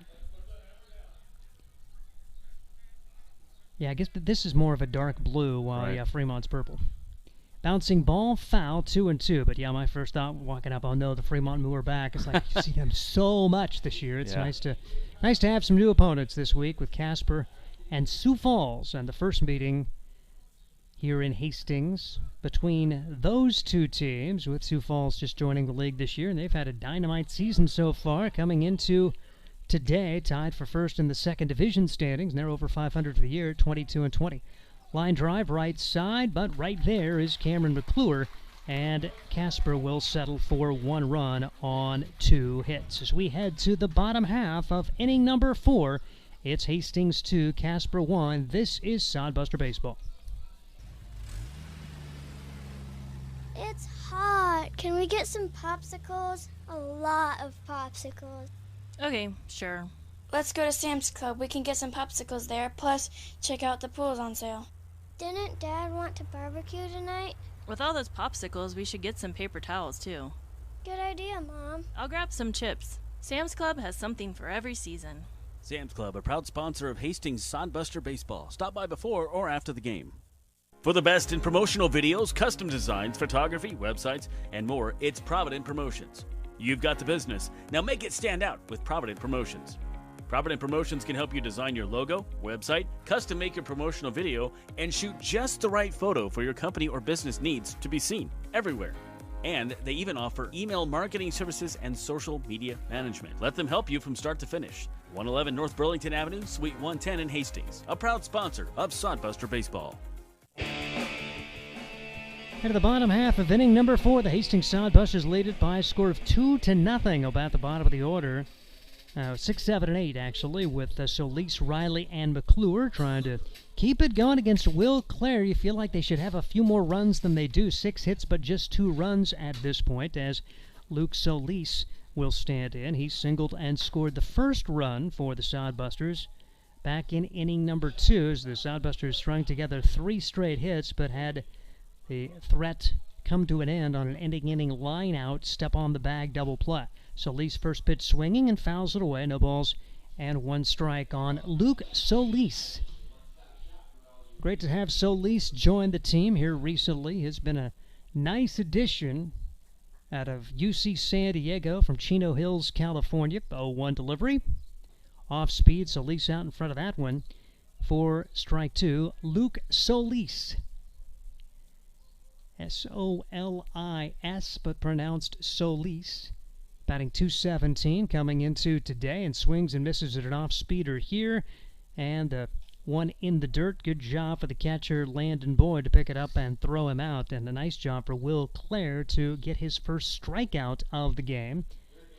That'll bring up Ian Riley, third baseman, who singled his first time up, and he was the victim on that double play. He was running from second base trying to steal third.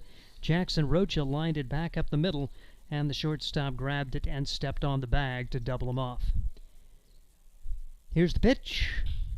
First pitch swinging, and that is lined to right field. The throw to first is not going to be in time. It bounced away, but it's going to be safe anyway for Ian Riley. So Riley had to hustle on that one as the right fielder playing very shallow, and Brandon Herter decided to throw to first. Nearly a rare 9-3 putout. But the Sodbusters, Ian Riley aboard for the second time. He's got a multi-hit game to go along with Logan Johnstone. And the Sodbusters now have 7 hits on the day. And here is Cameron McClure. McClure singled and knocked in a run his first time up. Sodbusters with the lead by a score of 2-1. Runner at first with 1 out, and the pitch is bunted in the air. That's right to the pitcher, and that was way too easy for Will Clare, so an unsuccessful, not sure if he was bunting for a hit one way or the other. It is a pop-up to the pitcher, 2 outs now. Jackson Rocha tries to keep it going for the Hastings Sodbusters.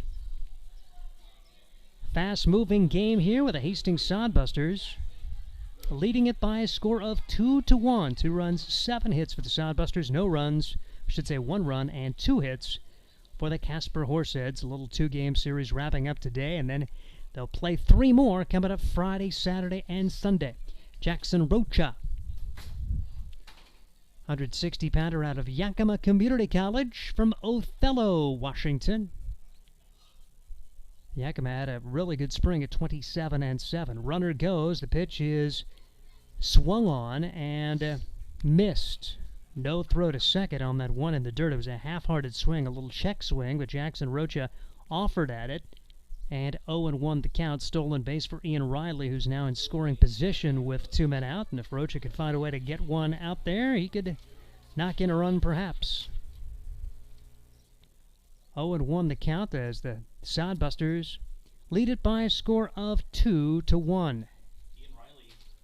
Riley has 11 stolen bases, number 2 on the team behind Omar Jackson. Jackson taking some time away as Omar not here today, and Logan Johnstone getting a start in center field. We'll see if Rocha can find a way to bring the runner home from second with Ian Riley now 2 for 2, and don't discount the fact that he could try to take third. He was going to do that the last time that Rocha was at the plate.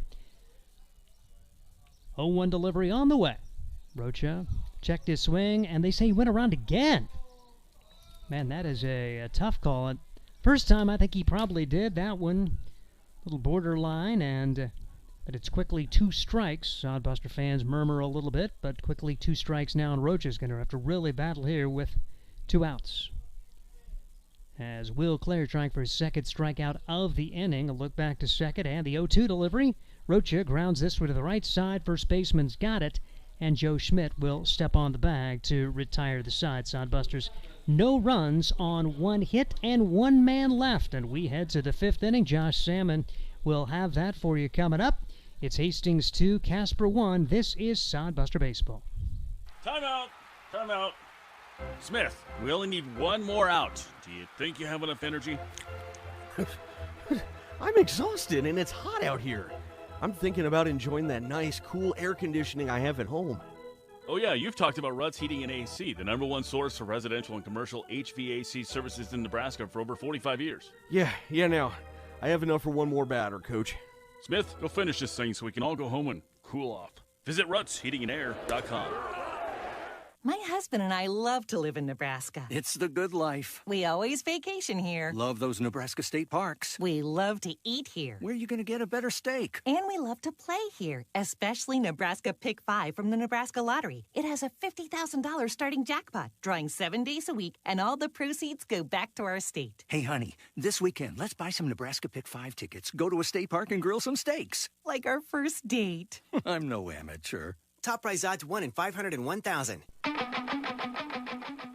Still leading 2-1 of the Busters. Josh Salmon back with you as Busters leave 1 on base there. They have left 4 on base in the game. 7 last night left on base by them, and 7 by Casper. So far in this game, Casper's only left 1 on because they've only had 2 hits. Will Horton pitching a good game. He will face off against Schmidt. Joe Schmidt, the first baseman, swings and misses on that one, strike 1. So it'll be Schmidt, Beckley, and Boyd due up here in the 5th inning. I believe already in the 5th inning. Will Horton not wasting time today. The 0-1, chopper to Solis, takes it on the second hop. Over to first, Matson stretches, makes the catch, and there's 1 down. So Casper has not had a leadoff man on base tonight yet. 2-1 Hastings. 2 runs, 7 hits, no errors for Hastings. 1 run, 2 hits, no errors for Casper. Brings up Harris Beckley. He bunted out to first base on the great play by Trevor Matson earlier, and that one beans him in the back. He saw it coming at him, just ducked and took it on the meat of the back. That's probably what I would do too if you couldn't move out of the way. Second hit batsman from Will Horton. He's upset with himself. So it brings up Landon Boyd, the catcher. Horton feels bad about it, obviously. Nobody wants to beat anybody. So Boyd, the catcher, comes up. For Horton, coming into this game, he has beaten 6 batters, so it's been a little bit of an issue this season. He has 8 now. Otherwise, his control's been pretty good today. 1-0 here to Boyd. Boyd flew out to center field his first time up. Only 2 hits for Casper. Hastings leading 2-1 here in the top of the 5th. That one missed a little too far outside. Goes to 2-0. Good to see John Brooks and John Brook in the house tonight. They sit about 4 rows apart. here at Duncan Field, season ticket holders. Throw to first, runner back. Horton has a great move to first. Take a look at some of the other scores here momentarily as well from around the league.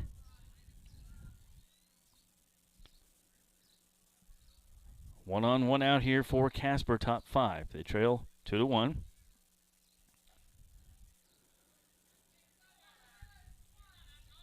(3-0) now. Fremont Sioux Falls. No score. That game in the 4th inning. Fremont won yesterday, 1-0. And that one misses outside. A 4-pitch walk by Will Horton. First walk of the game by either pitcher. Wheat City and Badland Big Sticks. No score on that one. Bottom of the second at Badlands. Source Valley leading at home 1-0 over Pierre. And Spearfish and Mining City not started yet. That game will be at Three Legends Field in Mining City. And Canyon County Spuds hosting Western Nebraska. That one just get underway as well. Pitch on the way here to Herder is in there for a strike. So Horton, a little bit of trouble here. Beans a batter. Walks a batter. 2 on here for Casper. There is only 1 out. Could use a double play or something would be nice. Nice off-speed pitch. Swung on and missed there by Herder. Saw a really good changeup earlier in the game from Will Horton. See if he goes back to that one. Probably go back to the fastball after just throwing the off-speed pitch there a moment ago. Buster's the mascot in the house. Always a crowd favorite. Doesn't like that sign. He's denied a lot of signs from JT Cafferty tonight. And some confusion, it seems like, between the pitcher and catcher.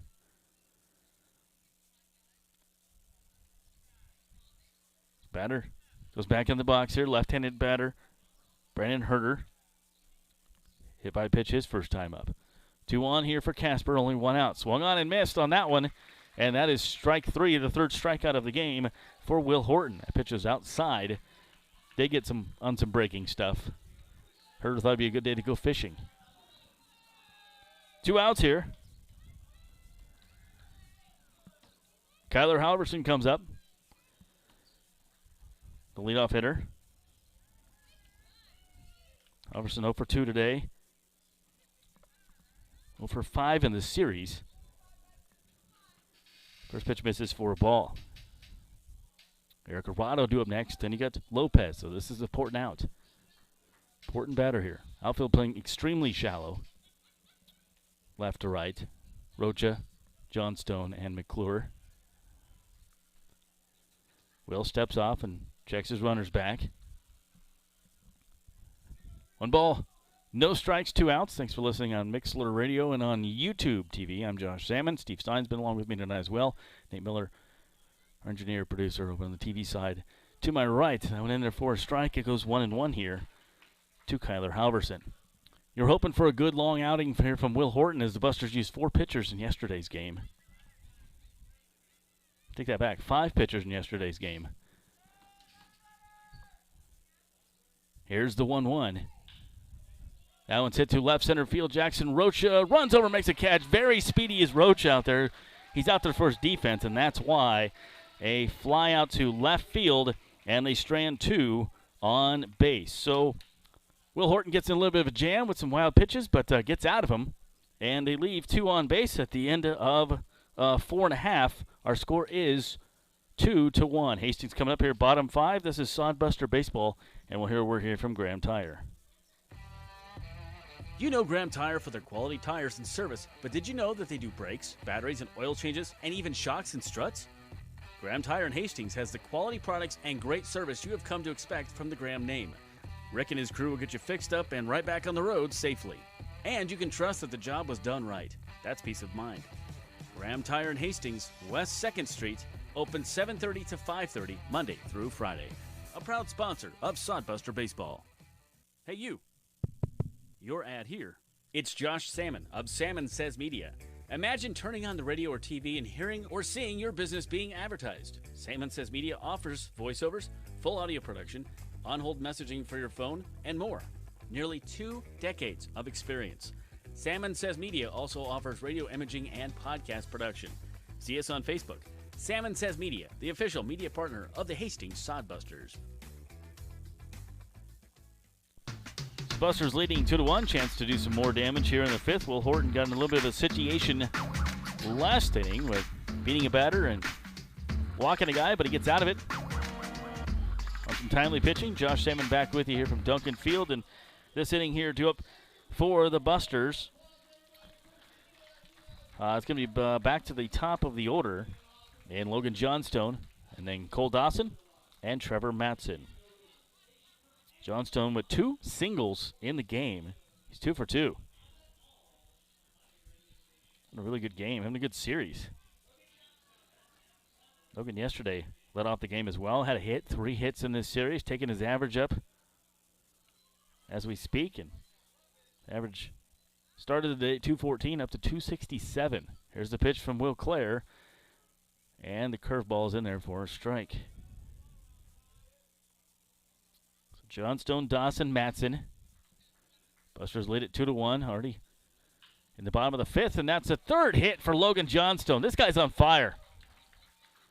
It's a gapper. He takes a wide run over at first. They throw it at first to try to get him back. Good throw there from Herder out in right field. Says no, he's just holding them to 1. But Johnstone, 3 hits on the day for Logan.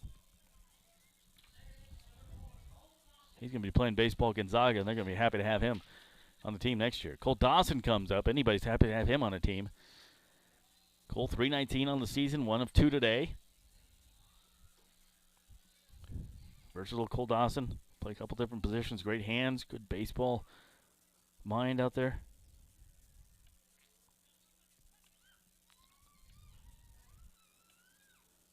And first pitch misses for a ball. Cole, 2 hits in the series.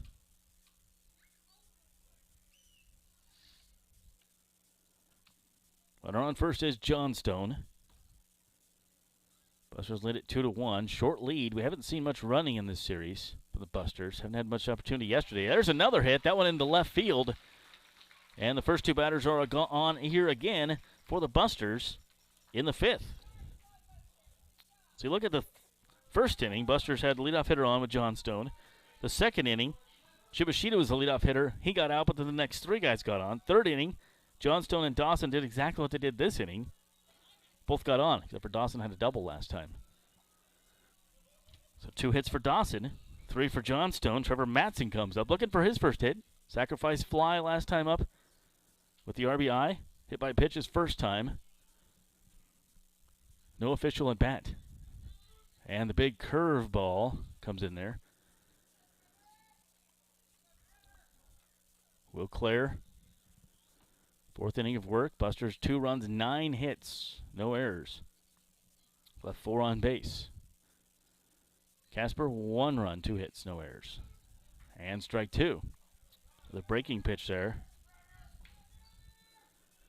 from Will Clare. Will Clare, Will Horton battled the Wills today. Clare getting a sign from his catcher Boyd. Checks the runners. Johnstone at second. Dawson at first. Pitch coming up to Trevor Matson. It is a curveball again, and that one into left field. Coming all the way around to score is Johnstone, who runs well. Holding up at second base is Cole Dawson. 3-1 guys in the green. Second RBI of the day for Trevor Matson. First hit of the day for him. 3 hits in a row again for the Busters. They had 1 hit in the first inning, 3 in the second, 2 in the third, 1 in the fourth, 3 in the fifth. So developing a pattern here. And manager Stover coming out to talk to his guys as he has nobody currently warming up. He will now get somebody going. This is a long walk out there to talk to him. $8 Thursday's game at Ryder Park. If you want to get in, bring the family. $8 a person. Good deal. Will be no alcohol served at that game, but you can get some concessions going on as well and enjoy a game in Grand Island. Ryder Park, always a fun atmosphere. Nice stadium there. Get there a little early, and there's a playground and stuff around there too for the kids to play on.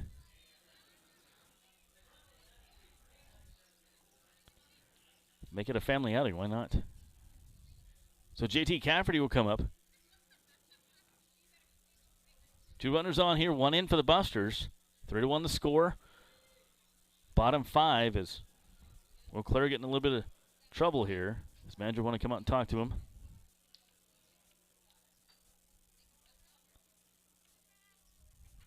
Clare has given up 3 runs, all of them earned,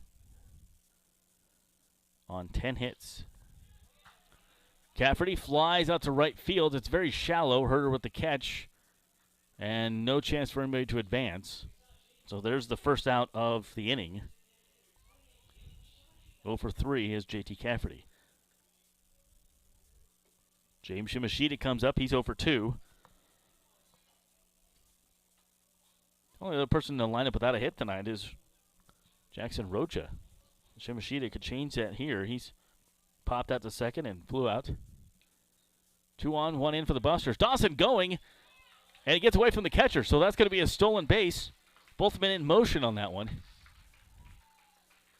I'm putting it down as 2 stolen bases, 1 for Matson and 1 for Dawson.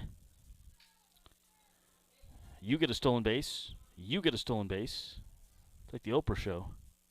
You all get stolen bases. 1 ball, no strike. Now runners in scoring position. I love the aggressive base running as Clare wasn't paying any attention to his runners at all. They stole that off of him.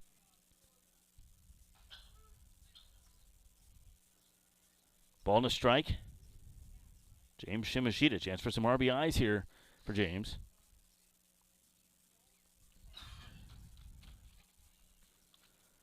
James the DH tonight. Plays some first base as well. Shimashita, only 2 RBIs in the season. 2-1 count. There's a righty warming up for Casper over in the bullpen, warming up pretty quickly at that. Will Horton needs to keep his momentum in the dugout in these long innings. Check swing, and they call strike 2 on that one. I think he did go over halfway. James is saying, really, did I? Good conversation with him for the game. Just talking some baseball. 2 balls, 2 strikes, 1 out, 2 on. Busters have 1 in here. Bottom 5, they lead 3-1. Clare comes set. That one hit to second base. They look at the runners, but they score anyways. Dawson scores. So RBI there for Shimashita as he grounds out to second base. So now 2 runs in this inning. It's 4-1. Sodbusters. Luke Solis comes up. Matson stands on third base. Luke is singled and struck out here in the game. Solis currently batting .229. Pitch on the way, and that went in there for a strike on the inside part of the plate. The umpire's been pretty consistent on that one. Solis with only 5 RBIs in the season, joining the team late. Chance for another one here. Shimashita got his 3rd RBI a moment ago. The 0-1, down low. Ball and a strike here. Busters' first 3 batters of the inning reached on Johnstone single, Dawson single, Trevor Matson single. Johnstone came in to score. Matson and Cole Dawson both stole a base. Cole Dawson just scored a moment ago on Shimashita's ground ball to second. It's 1-1 here to Luke Solis. That one low as well. And it goes 2-1. You got to wonder if this is the last batter for Clare if he doesn't get him out. For manager Stover over there.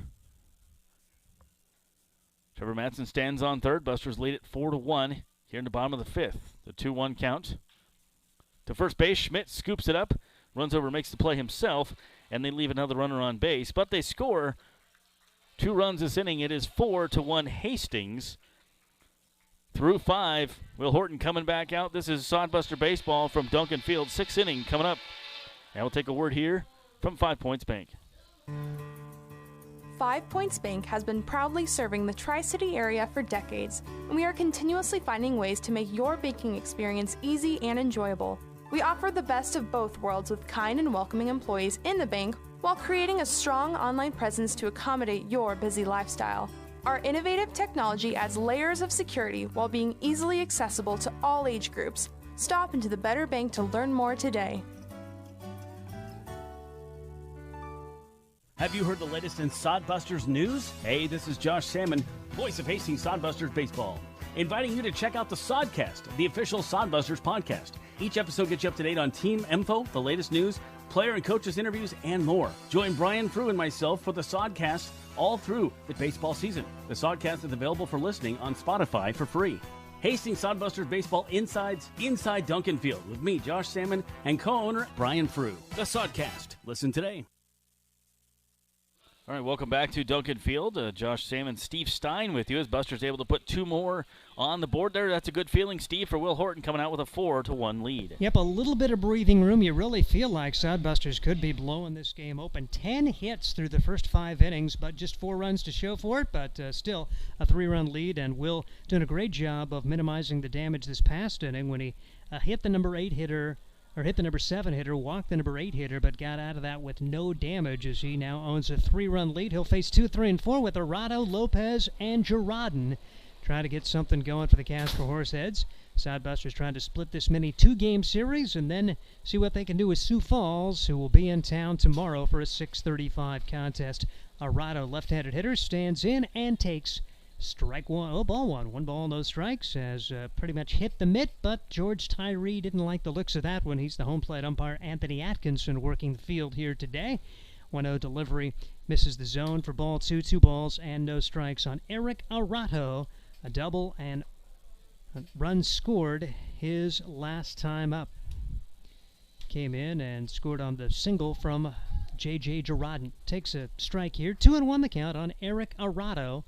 One of the 4 Expedition League All-Stars for Casper. Of course, the Sodbusters allotted their 4 as well, as the pitch is in there for a strike. Good job for Will Horton to come back. As far as the pitcher representing the Hastings Sodbusters, that's Leif Holtein. He's going to be going along with 3 position players, 2-2 delivery. And this one is popped up foul territory, but no chance for the Hastings Sodbuster third baseman, Ian Riley. Now, one of those guys not going to be able to compete, that is Justin McGuigan, as he was an all-star but injured yesterday. A badly injured ankle as he hit the first base bag, being tagged out. 2-2 the count now on Eric Arato. Stands the left-handed box, lefty-lefty matchup. And Arado 1 for 2 on the day as Will Horton brings home the pitch. Off speed is fouled away once again. Hanging in there is Eric Arato. Arado, 298 hitter, his up-to-date batting average with 10 runs batted in.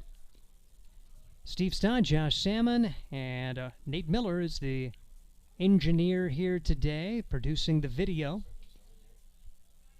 4-1 the score. Sodbusters on top in their green jerseys today with white numbers as the pitch fouled away once again on the third base side, and Riley couldn't quite get there. Rocha hustling as well. Rocha made a really nice play to end the 5th inning as he got a liner in the gap to take away probably 2 runs for the Horseheads, and then the Sodbusters came right back with their top of the order getting it done.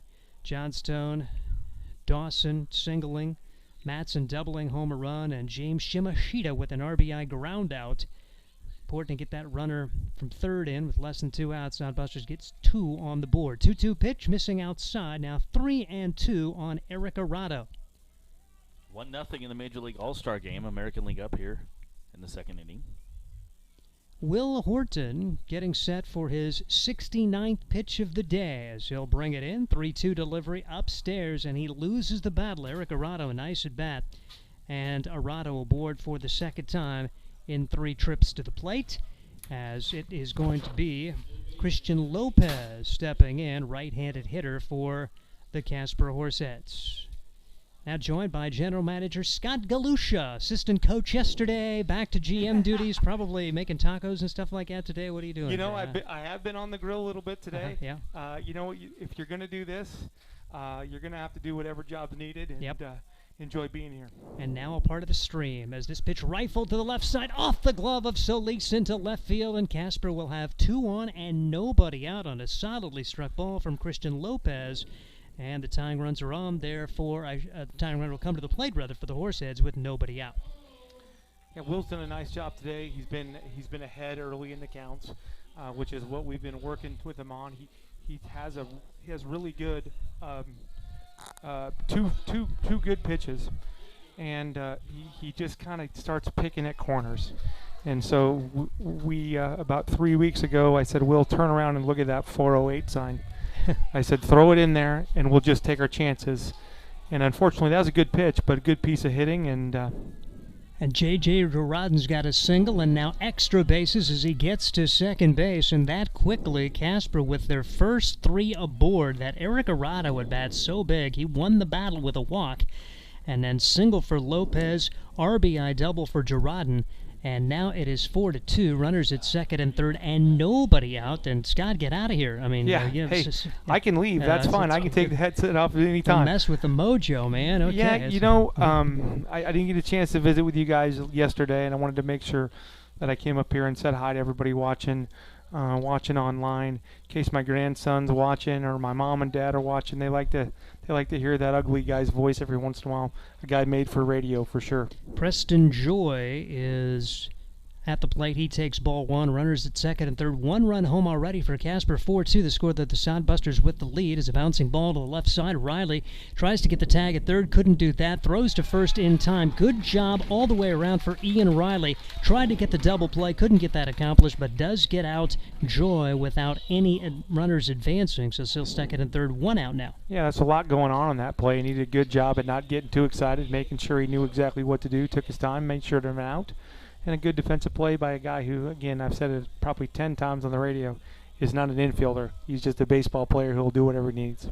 Joe Schmidt now at the plate now. A big at bat for him as he tries to bring home at least 1 with a runner at third, less than 2 outs. Sodbusters able to get their job done in the 5th inning with James Shimashita ground out in that same situation to tack on an extra run, giving the Sodbusters what was a 4-1 lead. It's now 4-2 as Will Horton trying to work his way through the 6th inning now. And the pitch misses, 2 balls and no strikes now on Joe Schmidt, who's 0 for 2 on the day. Well, we truly had some opportunities through 5 innings with 10 hits. Yeah. And so as a coach who also is a GM and a co-owner and everything else, you always have that in the back of your head. Did we take enough advantage of our opportunities? And that's kind of how this goes. I fully expect we're gonna tack a few more on, and hopefully Will can minimize this and not give up any more than 1. 2-1 the count as the delivery. Big swing, no contact, 2-2. And really, Sodbusters kind of victim of bad luck. You had Dawson trying to take an extra bag, got thrown out, and then that line out, step on the bag, double play. That looked like the inning that could have been huge for the Sodbusters. No, able to only get 1 out of that one. Absolutely. The birthday boy, Jackson Rocha, that was the hardest ball he's hit all year. The kid's been working hard, and he finally tattoos one and hits it right into a double play, which has just been his luck. Is Will Horton a competitor? He steps up and gets a huge strike out of Joe Schmidt right here. Schmidt swings and misses. It's the 4th strikeout of the day for Will Horton. And Horton, a big fist pump there, and he has a chance to get out of this with just 1 run allowed as Harris Beckley steps in. He grounded out and was hit by a pitch. It's 4-2. Sodbusters on top. 4 runs, 10 hits for Hastings. 2 runs, 4 hits for the Casper Horse Heads, and the pitch right across for strike. No balls and 1 strike. A walk, a single, and a double to begin the inning. The RBI double from Girardin bringing home Eric Arado as this squad trying to find a way to get it tied if they can get these 2 runs in for Casper.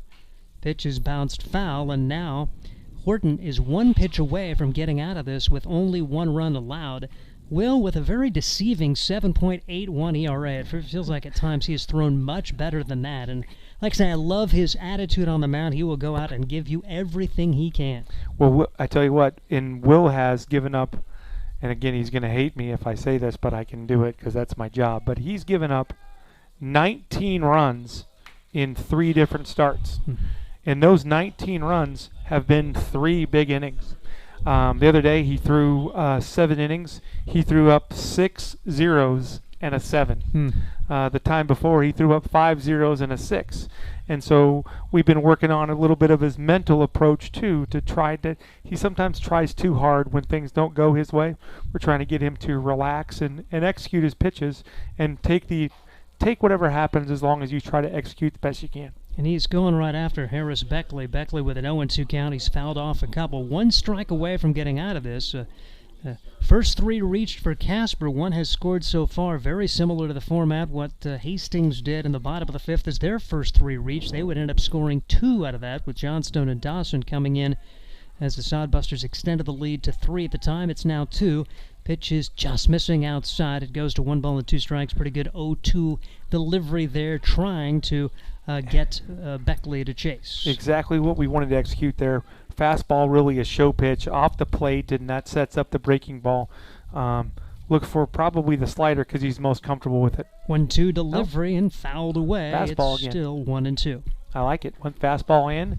Again, trying to notice he was way behind that fastball. He was thinking breaking ball too. So good job by Will and Luke and JT trying to get the plan going here. Beckley hitting .250 coming into today as he stands in the left-handed box. Lefty-lefty matchup. Will Horton shakes off a sign. He shakes off another. And now stepping out will be Beckley, a product of Wofford University. He's from Atlanta. Hey, last inning did Will shake off about 6 times in a row. I was down there whistling at Luke going, how many fingers do you got? What the heck the deal are we doing? We have a shake it, throw it call, so I'm sure that was it. But it's a matter of getting what he wants, and he was right last time. 1-2 pitch outside. Nice stop for JT Cafferty. JT probably going to see him more games behind the plate with the injury to Justin McGuigan. Yeah, I'd like maybe next inning if I can stay. It's up to Fish, of course, but we'll talk a little bit about Justin and a little bit about the plan for Cafferty, and we got some reinforcements coming that maybe we'll hit the next inning. 2-2 the count as Will Horton brings it home. Bouncing ball into right field for a base hit. 1 run will score. Here comes a second run home. The throw is not going to be in time, and Casper comes up with a huge 2-out hit from Harris Beckley, and it is a new ball game as we are tied at 4. 3 have come across the plate for the Casper Horse Heads. Well, he missed his location there, and that's, he was trying to do a front door breaking ball that just broke right over to the middle of the plate, and that's a pitch that a good hitter's not going to miss, and he did a good job at squaring it up and hitting the right spot. So new ball game. Now 4 runs, 10 hits for the Hastings Sodbusters. The Horseheads had only 2 hits coming into this frame. They have 3 now in this inning, and 4 runs on 4 hits as the pitch is 4 runs on 5 hits. The pitch fouled away by Landon Boyd. And Steve, what did that rally start with? Leadoff walk. A leadoff walk. Yep. Yep. Steve, there's if you see here, there's a little gray on both sides above the ears. That's a lot of coaching and a lot of walks. You just can't do it. Although, in fairness to Will, as the pitch comes over for a strike, it wasn't a 4-pitch walk. No, it you wasn't. give a lot of credit to Eric Arado. I mean, he fouled off 2 or 3 2-strike pitches. It was like a 10-pitch walk, and so that was just a battle won by Arado. And since then, Lopez, Girardin, and now Beckley have all had hits. I don't disagree, but if you go look at your old scorebooks, and I don't care how many years you want to go back, Steve, and all the games you called, if you see a big number, it's not because somebody got 7 hits in a row. Mm-hmm. It's because we walked a guy, and then we compound it with a couple of mental errors and a physical error, and pretty soon you're in trouble. And those are the things that we've got to work on and continue to get better on. But the main theme is if you can, whether you're playing high school baseball, which I've been around for way too many years, or now at this level, if you make them earn it, you're gonna have a chance to win a lot of games. If you help good hitters out, you're gonna struggle. 2-2 pitch instead of a throw over to first base. Will's got a pretty good move, but Beckley back in safely. Landon Boyd 2-2 count, 2 outs, 3 home for Casper, and those 2 runs that Hastings got in the 5th inning looming larger now as we have a 4-4 tie with Casper plating 3 runs here in the top of the 6th. Horton trying to work his way through the 6th. Off-speed pitch is just missing somewhere as the Hastings fans not too pleased with that. It's now 3-2. So, that's something we're working on with Will that wasn't correct. He obviously thought it was a strike, and that's fine. We're trying to get him to stand up there and do his job and not have that sort of emotion. What we try to teach these guys is I want to look out there and not know what the score is. Mm-hmm. Just crawl up there and go to work because you're never going to win those battles. You can question them, but you're not going to win them, and it just makes everything harder. Scott Galusha, GM, with us now as we are in the 6th inning of a 4-4 game. The pitch is in the dirt, and it's a walk. So the 8th man to bat in the inning drew a walk. We have seen a couple of walks to go along with 3 hits, and here comes Luke Bay, the pitching coach, out to visit with Horton. J.T. Cafferty comes out as well. It'll be interesting to see what the Sodbusters elect to do here with the top of the order coming up. Stay at the number 9 hitter. Sorry. Yeah, yep. Well, you got to get this guy. We've been working on this, try to minimize those bad innings, and that ball 4 pitch was a product of him not liking the call on the 3-ball pitch. And those are things, we're trying to teach these kids and get them to learn as well. And this is just part of the process. Will is a fantastic young man. I think a lot of him, he's one of the guys that we have already extended an offer at coming back if the situation is right. And he's going to be a good part of our group for the rest of this year as well as next time. And this is just something he's got to work through. And we've got the people in place to help teach him to teach and learn this. But this is something he's just got to work through. And who knows, this may be the last batter regardless, because he's thrown 23 pitches this inning, now over 90 for the ball game. He's facing the number 9 hitter. And if you think probably if he doesn't get him, or maybe if he gets him, either way, it may be the last one for Horton with Brandon Herder. 2 outs and now 2 on, with Casper trying to grab the lead for the first time today. We are tied up at 4. 4 runs, 5 hits for Casper, 4 runs, 10 hits for Hastings. Will Horton brings the pitch home. Misses inside for ball 1. 1 ball and no strikes. Herder was hit by a pitch. He's also struck out 0 for 1 on the day.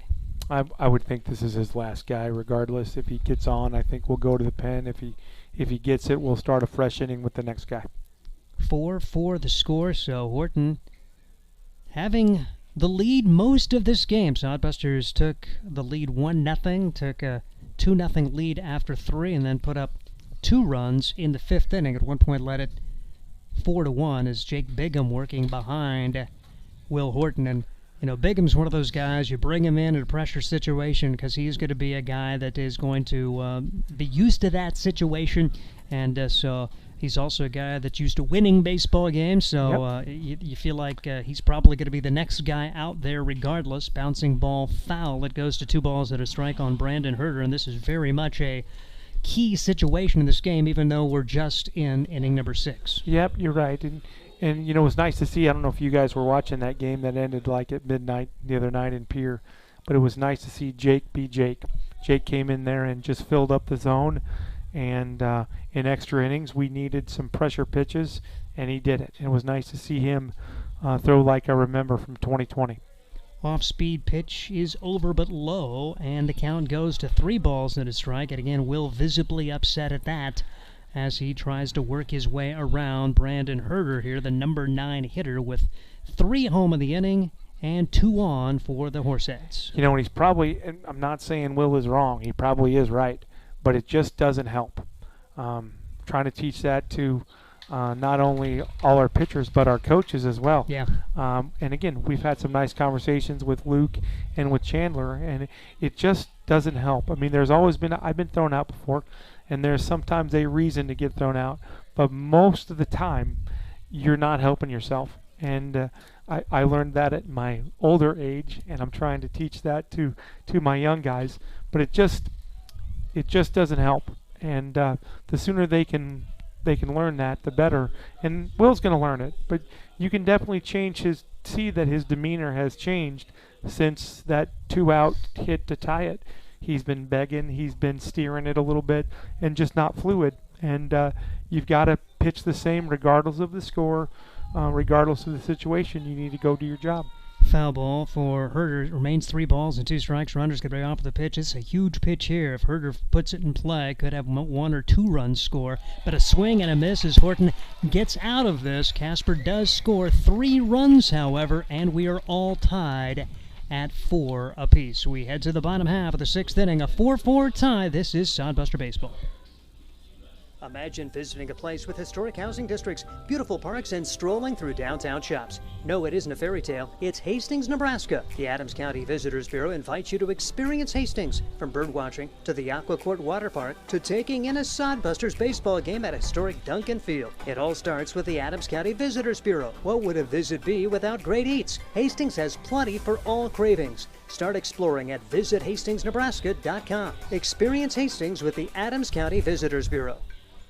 Nebraska Land Distributing is a proud sponsor of the Hastings Sodbusters. When you come to the ballpark, get a refreshing Coors Light, courtesy of Nebraska Land Distributing. Nebraska Land Distributing also features Leinenkugels, the ultimate summer drink, cold and refreshing, and sold at Duncan Field. Another Nebraska Land Distributing option when you come to the ballpark is light beer from Miller. Everything you've always wanted in a beer and less. Nebraska Land Distributing, proud sponsor of the Beer Batter at all Hastings Sodbuster home games. At the bottom half of inning number 6, a 4-4 tie. Steve Stein, General Manager Scott Galusha joining us. And, now Casper Will Clare, who, I don't know if he's had his A stuff. Sodbusters have beat him around a little bit, but he is still in the game, and his team's tied at 4. So give him some credit for hanging in. He's been able to minimize. We've had plenty of opportunities, and yet just one run across for him to come back. Obviously, the fans love him. He might be the best teammate in there. If you asked everybody who's the guy they like the most, I would say if he didn't win, it'd be real close. The kid just works tremendously hard. He's a wonderful young man and a great example that we have the privilege of being able to wear one of our uniforms. 3-2 the count now on Ian Riley, who will foul this pitch away. And now McGuigan was going to be one of the all-stars for the Hastings Sodbusters. Do you guys get to add a replacement, or are you just going to send 3? Well, first of all, Leif's not going to go. Leif doesn't want to drive, and I understand, he doesn't want to drive 9 hours there, 9 hours back to throw 12 pitches. Mm-hmm. So Leif's going to stay home. We probably will bring one additional guy. We're not quite sure who that's going to be right now, but at least Cole Dawson and I and Trevor Matson are going to make the journey, and we'll have a conference call tomorrow with the league, and we'll see if we can select another Sodbuster to make the trip out there, and we're excited to go represent in that All-Star game out in Casper, and well deserved for these 4 young men, Justin and Trevor and Cole Dawson, and of course Leif Holteen, who has been a horse for us all year. Hasn't necessarily seen everything he wants from a win-loss standpoint, but has always given us a chance to win. Update you on the game. Ian Riley struck out on a 3-2 pitch. Cameron McClure, first pitch he saw, he singled sharply to left, so the lead runner on there for the Sodbusters with 1 out. McClure now 2 for 3 on the day as the number 9 hitter Jackson Rocha bats. Rocha with a hard liner that turned into an inning-ending double play back in the second. He grounded to first in inning number 4. We're now in the 6th inning. It's a 4-4 tie. 4 runs, 11 hits for Hastings. 4 runs, 5 hits for Casper. This is one you really want to get because you feel like you've kind of controlled the game, and you look up and it's a 4-4 deadlock. If you're trying to make a move up the standings, try to at least get a split in this 2-game series against Casper. Yeah, their pitcher last night was really good. He was exceptional. He was first pitch strike to 20 of the first 22 guys. And matter of fact, I think 14 of those guys it was 0-2. He was just really good and didn't miss his breaking ball. He hung one a little bit, and Trevor beat it into the wall. But other than that, he was down in the zone all night and just did a fantastic job. I was told his start before that he went a complete game and threw 92 pitches. He pitches for Maine, and is one of their weekend guys. He was impressive. Rocha ahead in the count here, 3-0. You would think he probably has a take, maybe once, maybe twice, if he gets a strike one here. As we see, really the pitch count is not bad at all for Will Clare. He has just prompted a lot of contact, so consequently he's still very workable in a number of pitches. And one reason he's still in there is the fact that he hasn't walked many, but he does walk Rocha here. So the 8 and 9 batters get aboard, 1 out, and here comes Johnstone and Dawson trying to do some damage. They had hits the last time up. 4-4 the score. Logan's been hot and a good at bat, not being too anxious for Jackson, and the birthday boy got on base. It's good to see. So McClure with a single, Rocha with a walk, and Logan Johnstone 3 for 3 as he steps to the plate for the Hastings Sodbusters. Have you had a chance to meet Logan, Steve? I have not. Okay, well, you need to meet him because when you look at him, you will swear he's no more than 12. He just has the baby look on his face, a tremendous athlete. His syndrome right now is he thinks he can hit every pitch that's thrown, And you can't do that at this level. You've got to be a little more selective. So we're working on that with him. He's going to be a nice player for Gonzaga. Gonzaga is a very good program, and they believe that he has a chance to be an outfielder as a freshman. So he's got a lot of skills. A 1-1 count. Johnstone had stepped out. He was granted time from home plate umpire George Tyree, so no pitch there. Count 1 ball, 1 strike on him. Runners at first and second, 1 out. Sodbusters trying to come right back after Casper plated 3 runs in the top of this innings. The pitch is missing for a ball. Now the count is 1 ball and 1 strike. So, Steve, we've added an infielder just tonight from UNO. Jack Lombardi is going to come down. He may be here as soon as tomorrow. We have 2 catchers still on the roster, but we're looking for a third. Bouncing ball up the middle. Shortstop's got it. Throw to first. It is offline and safe at first base. The bases will be loaded. Excellent effort for Preston Joy, but his throw pulled the first baseman off. Joe Schmidt could not make the tag, and the bases are full with only 1 out. Well, that was it. He made a really good play on that ball. That was kind of a tweener, but speed kills. He knew he had a fast runner going, and he had to rush that a little bit and had to pay the price. So McClure now at third. Rocha is at second. Logan Johnstone beats out an infield single. And here comes Cole Dawson, just a man you'd like to have at the plate in a situation like this. Off-speed pitch stays high. 1 ball and no strikes. Soundbusters trying to come right back after Casper plated 3 in the top of the inning to tie this game at 4. You know, we've really done a pretty good job for the most part this year at answering. Haven't always got them all back. But, you know, scratch a couple across, just sort of let... Bouncing ball to the middle infielder, and it's going to be an inning-ending double play. Wow, wow, wow. Let's keep it right here and kind of refresh on what just happened as Preston Joy, after he had his last one go awry, able to dish it to Eric Arado, and Arado threw over to the first baseman, Joe Schmidt, for an inning-ending 6-4-3 double play. Just the man you'd like up there, Cole Dawson, and that is baseball. Exactly. That's baseball. We had the right guy up there, the right situation. And, you know, just a ball that Cole knows he probably should have tried to get a little deeper and take right up the middle. Instead, he tried to pull it, and that's what you get. And on this infield, if you hit one at an infielder, you're in trouble.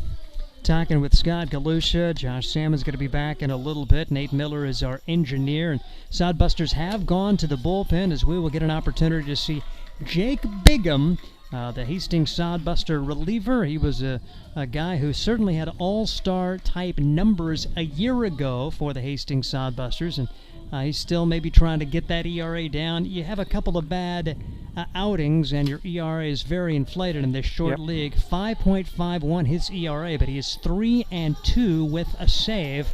And he's a guy you probably want out there, 7, 8, 9. That's a long reliever. He could probably go 3. He is the guy we want out there, and we've got maybe our best pitcher so far out of the bullpen. James Shimashita will be behind him, but ideally we'd like to get these 3 from Jake. Hopefully we can pitch to contact a little early, save that pitch count a bit. But I'm going to let Fish have his headphones back. I appreciate letting me borrow this. Always a pleasure to talk to you, Steve. Thanks for having me up here, and I'll see you sometime tomorrow, and then we got to get ready to figure out what Duncan or Ryder Park's going to look like. Yep, that'll be a lot of fun. It's exactly the polar opposite of what we have, but it's beautiful in its own way, and it'll be a little bit different baseball.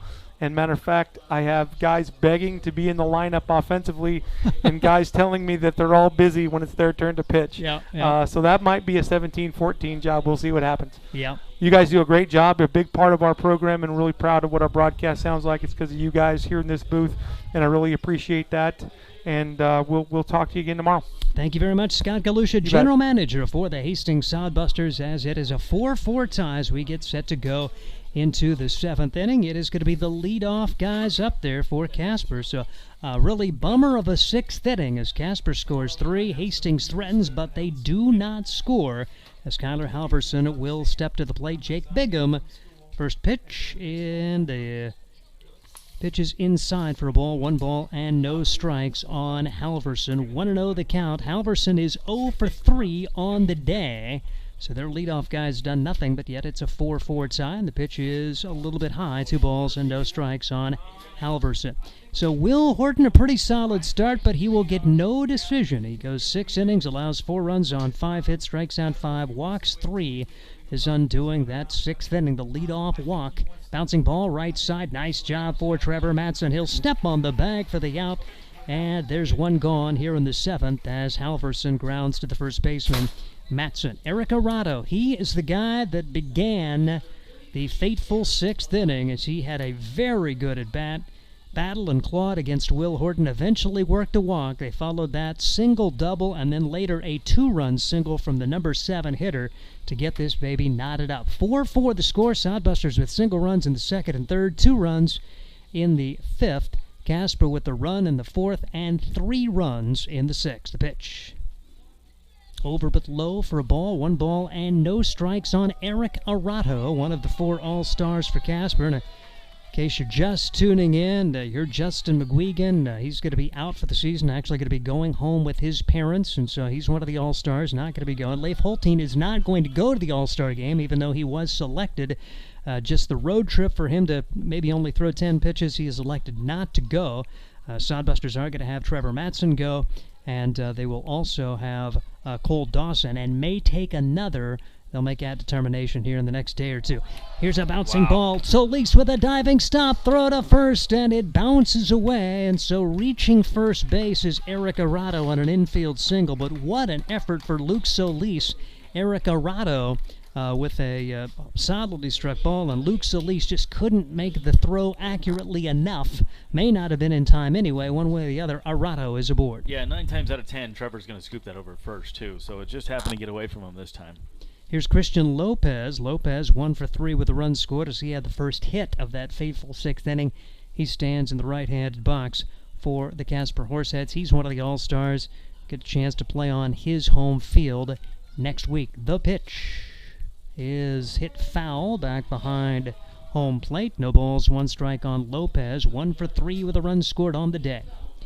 Jake Bigham trying to work his way through the 7th. Sodbusters led it all the way until the 6th, and Casper got it tied. Now they have the lead run at first with only 1 man out here in the 7th. Runner goes. The pitch is taken high. The throw down to second base is not going to be in time. It's on into center field, but no chance for further advancement. Solis backing up the play behind Cole Dawson. And Solis is a little actor. We've seen it a couple times where he tried to deke the runner that the ball had gotten away. He took about 3 steps with the ball into center field, but Arado wasn't biting on that, so Arado picked a perfect pitch to go on, went on a changeup, and steals second base. No chance for J.T. Cafferty. 1-1 the count now on Lopez. I fell for it.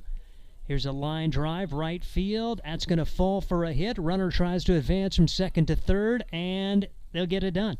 So Lopez with a hit. Arado's now at third, still only 1 man out. Lopez didn't strike it very solidly, but the Sodbusters could not make the play as Cameron McCurr had to play it on a hop, and now J.J. Girardin, he had an RBI double his last time up. Now he could give his team the lead with a sac fly, with a ground ball up the middle, basically. Sodbusters going to play their infield back, hoping for maybe a double play ball.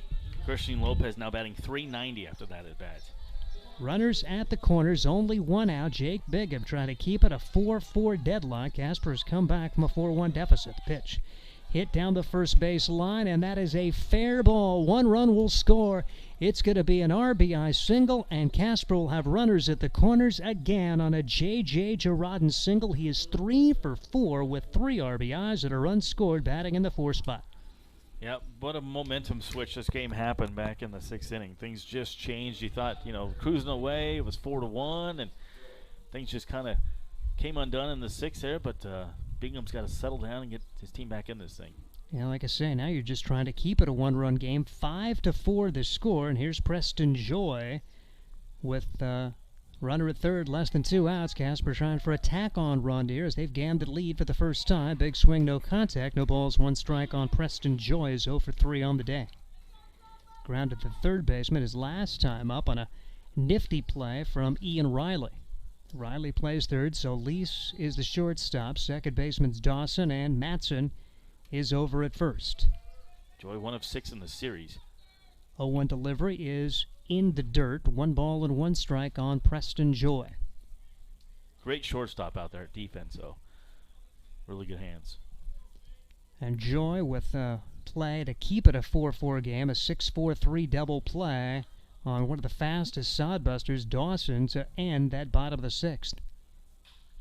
Hard hit ball center field, and coming on, diving opportunity. Johnstone can't make the play. It falls for a hit, and another run will score for Casper. They'll have runners at first and second of the RBI single from Preston Joy. Lopez scores. Gerardin ends up at second, and Casper has a 6-4 lead now in the 7th inning. 4 hits in a row here for the Horseheads. Infield single from Murado began it, then single, single, single. And here's Joe Schmidt, who is 0 for 3 on the day. Pop up, ground out, and a strikeout.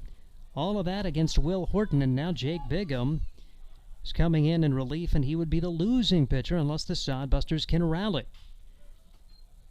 Hit into right field, and making the play is Cameron McClure. Advancing from second to third will be Gerardin, but it's a line out to right as Cameron McClure right there. Runners at the corners now with 2 outs for Harris Beckley.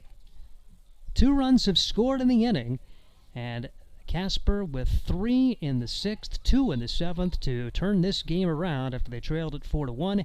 They lead at 6-4 despite the fact the Sodbusters have still out-hit them 12-8. 4 runs on 12 hits. The Sodbusters have been the victim of a couple of double plays on potential big innings. Also had a runner caught stealing on a dirt read that went unsuccessful. Pitch in there for a strike on Harris Beckley. Beckley with the big hit in the game in the 6th. He had a 2-out, 2-run single to tie the game at 4, and Caspers continue the momentum with 2 more runs in this inning. Bouncing ball to the right side. It's going to be fielded, and the throw to first is in time from Cole Dawson. 4-3 on the putout, but the Sodbusters give up 2 runs on 4 hits. And 2 men left for Casper. We head to the bottom half of inning number 7. It's Casper 6, Hastings 4. This is Sodbuster Baseball. I'm a working mom. I don't have a lot of time for grocery shopping. That's why Sam's Club is so convenient. I can get the food my family loves, household supplies, and be on my way. My husband likes that they offer oil changes and tire services. Really saves him time. They have early hours for Plus Club members so I can beat the crowd on the weekend. Plus, Sam's Club offers free curbside pickup. Order online or in the app. Sam's Club, Grand Island. Sam's Club, a proud partner of Sodbuster Baseball. For the best in promotional videos, custom designs, photography, websites, and more, it's Provident Promotions. You've got the business. Now make it stand out with Provident Promotions. Provident Promotions can help you design your logo, website, custom make your promotional video, and shoot just the right photo for your company or business needs to be seen everywhere. And they even offer email marketing services and social media management. Let them help you from start to finish. 111 North Burlington Avenue, Suite 110 in Hastings. A proud sponsor of Sodbuster Baseball. See what the Sodbusters can get done against the Casper bullpen. And Will Clare, who battled and clawed his way through 6 innings, would be the winning pitcher now with his team taking the lead. And they'll leave it to Marshall Smaracco. Smaracco, 6'3", 210-pound sophomore out of the University of Maine, and we all know about them because of Jacob Small yesterday, who ended up picking up the win. So Smaracco will get his opportunity to try to continue his team's momentum as they have battled back from a 4-1 deficit to lead it by a score of 6-4. This is his 7th appearance, 21.60 ERA. 10 innings pitched, 8 strikeouts, 14 walks, and 18 hits for Smaracco with an 0-1 record for the right-hander. And the Sodbusters will have 3, 4, and 5 up there. And, man, you look back to that 6th inning when, well, Casper made the plays they needed to make both offensively and defensively. The Sodbusters loaded the bases with only 1 out, but an inning-ending 6-4-3 double play and could not score. And Smaracco now trying to work at least 1 inning here and help keep the lead for Will Clare. Like I say, Clare, an unlikely potential winning pitcher who's given up 4 runs on 12 hits the first 6 innings, but would be the winning pitcher now with his team on top. by 2. Yeah. Here is Trevor Matson. Sorry, I liked our chances last inning. With Dawson up, he just got a little anxious at the plate and left him loaded. Trevor Matson, you'd like to see him batting with runners on the way he's been swinging the bat, but he will bat with the bases empty. He is 1 for 2 today with 2 RBIs and big swing, no contact. Again, you just want to keep competing here. There's still 3 at-bats to work with. This is a Casper pitching staff which has scuffled during the course of the year with a team ERA over 7. The pitch fouled away, 2 strikes on Trevor Matson, so you feel like there's probably some runs to be had out there, and just don't go panic. Just try to get base runners.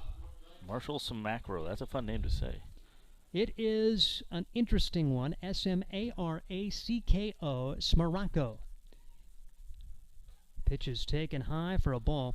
Smaracco, a college teammate of Jacob Small, who picked up the win yesterday. A couple of University of Maine Bears on this Casper Horse Heads squad. 1 ball and 2 strikes the count, and the pitch. Swing and a miss. So Trevor Matson goes down on strikes, first out of the bottom of the 7th, and J.T. Cafferty will come to the plate looking for his first hit. Yeah, Cafferty 0 for 3. Only a couple guys in the lineup with no hits. Rocha, Cafferty, and Shimashita. So you have 12 hits through the first 6 innings. You figure you've got 8 or 9 runs, but just could not maximize opportunities. And one thing that Will Clare did was stay away from walks. Did hit a couple, but stayed away from the big inning for the most part. And now the Sodbusters having a battle back here as J.T. Cafferty at the plate. 0-1 the count on him. Smaracco brings home the pitch. Line drive, center field, base hit. J.T. Cafferty has his first hit of the day, and we'll see what the Sodbusters can get done here with a 1-out single from J.T. Cafferty, and James Shimashita will come to the plate. Shimashita was warming up last inning, so he may come in and pitch at some point next inning. He would be the next reliever, although now the Sodbusters down by 2. Some of it could be contingent on what they do offensively here in the next inning or so. If it gets away from him, he may save Shimashita for a potential save opportunity, as he's one of the better relievers. Be interesting to see what they do, or now that they've got him a little bit warm, is he going to be asked to pitch regardless? Well, and you'd pull your DH, too. I mean, he's still the DH, so right. He'd be hitting either way. Ball 1 to James Shimashita. He is 0 for 3, but does have an RBI ground out, which was a nice opportunity as runner at third and less than 2 outs, and he was able to bring home a run. At the time, it gave the Sodbusters a 4-1 lead, but this game totally turned around with 3 runs in the 6th, 2 runs in the 7th. The Shimashita takes strike 1, 1-1 the count on San Diego product James Shimashita. James going to San Jose State. From Claremont, California, in San Diego. 1-1 delivery is fouled away. Count goes to 1-2. I had to talk to him about being a Dodger fan. He's got the Dodger gloves on, and being from San Diego, he can get tarred and feathered for that. But I was joking with him. He's a nice guy. 1-2 the count. Of course, you know, there was, well, most of their history. Would you have rather been a Dodgers fan or a Padres fan? You know, that's it's been neat here recently, but there've been a lot of lean years. You gotta work to be a Padres fan. Right. Well, Dodgers had quite a few after the '80s too. They didn't have so many good years. 2-2 the count on James Shimashita. I'm just dumb. That's my deal. Hey, I'm a Mariners fan, so you know that's the you. Come on in. Padres have had water's fine. Yeah, Padres have had at least some success. You know, not too many people remember Ken Griffey Jr. anymore. Shimashita skies this one in the air, center field, no problem there for the Casper Horse Heads as they make the play with Kyler Halverson, and there are 2 outs of the inning for Luke Solis. Solis with a single and a run scored back in the 2nd. Since then, a strikeout and a ground out, trying to keep this 7th inning going. Sodbusters still down by only 2 at 6-4, but trying to cash an opportunity and get the momentum headed back in their favor. Casper really owning the Big Mo with the way the last couple innings have gone. As Smaracco trying to work around the 1-out base runner. Bouncing ball foul off the bat of Luke Solis. Sioux Falls leading at home 4-0 on Fremont. That game in the top of the 7th. We'll see Sioux Falls the next 2 days. How about that? Sioux Falls, they hold Fremont to 1 yesterday and a 1-0 loss They've got Fremont shut out today. It's not easy to do against the Moo. Again, Sioux Falls here tomorrow and in Grand Island on Thursday. Big swing, no contact for Solis. It's 0-2 on Luke Solis. Yeah, both teams coming in tonight 8-3 in the second half. So it's a very interesting series over there. I'd like to say that, well, both divisions a lot of fun right now with the Western Nebraska at 6-3, Spearfish 7-4. So you got 4 teams within a game of each other in the Clark division, 3 teams within a game of first place in the Lewis division in the second half standings. So Solis fouls the pitch away. It remains no balls and 2 strikes as Badlands 6-4, Mining City 6-5, Soros Valley 6-5. Soros Valley the winner in the Lewis division the first half. Western Nebraska won the Clark division first half. So those 2 teams automatically going to be in a 1-game playoff at the end of the year in their respective divisions before the league championship series. 0-2 delivery, just misses, and the Casper Horse Heads were headed for the dugout, but might have got a break there. George Tyree says ball 1. And, I guess we've seen Hastings not get the benefit a couple times, and so as long as the zone is the same and consistent, you deal with it. And I thought Scott Galusha had the great take on it. Does it help to complain? No. So you got to pick your battles. Yep. Pitch outside, 2 balls and 2 strikes. Yeah, you can complain in one hand and you know what in the other, and see which one gets done first. So you just you shake your head and move on. And don't shake your head because, especially if you're pitching. Right. You just, yeah. So you just try to, I love the fact if you watch your pitcher, you shouldn't be able to tell what the score is. It's a great coaching lesson from the general manager, Scott Galusha. Solis fouls the pitch away. It remains 2 balls and 2 strikes on Solis. Runner at first, 2 out. Sodbusters trail at 6-4. Bottom of the 7th inning. This game turned around with Casper getting 3 runs in the 6th and 2 runs in the 7th. The Busters were leading for quite a while, 4-1. Now they trail 6-4. Could use some runs here on the board, running out of outs. Have out-hit Casper 13-8, 4 runs. It's hard to get only 4 runs on 13 hits in 6+ innings.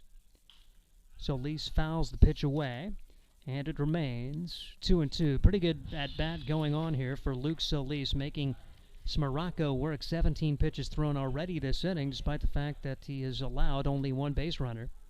And Will Clare, 6 innings, battling through and has a chance to pick up the win. Will Horton, meanwhile, no decision for him, working through the first 6th inning. And Solis swings and misses, and nothing happening for the Sodbusters as Solis down on strikes. No runs on 1 hit. 1 man left. Josh Salmon going to be taking you home here with the final 2 innings of play-by-play. When we come back, it's Casper 6, Hastings 4. This is Sodbuster Baseball. Summer means Sodbusters baseball and hot weather, so make sure you stay cool with Ruts. Ruts Heating and AC is your #1 source for residential and commercial HVAC services in Nebraska. For over 45 years, Ruts has been a name to trust for repairs, installation, and maintenance work on time. Call Ruts Heating and Air Conditioning today to discuss your HVAC needs, free estimates, and the guarantee their work. Whenever your heating or AC needs, trust Ruts. Visit rutsheating.com. Nebraska has some of the most beautiful state parks in the country. And to celebrate their 100th anniversary, the Nebraska Lottery announces our Great Outdoors Getaway promotion. Through June 8, 2021, enter any non-winning $5 Nebraska State Park Centennial Scratch ticket for a chance to win a 2-night stay at a Nebraska State Park, $2,021 in cash, and Nebraska Lottery and Game and Parks merchandise. State parks as great as ours deserve a promotion as great as this. Top prize odds 1 in 80,000. Jake Bigham back out there for the 2nd inning of work. As you got to hold a 1-2-3 here would be great to hold Casper as they're leading 6-4 in the top of the 8th. Josh Salmon back with you. Busters things just kind of unraveled there for him in the 6th inning, and it's just maybe one of those things where a pitcher stayed in a little too long, perhaps, and they got used to him.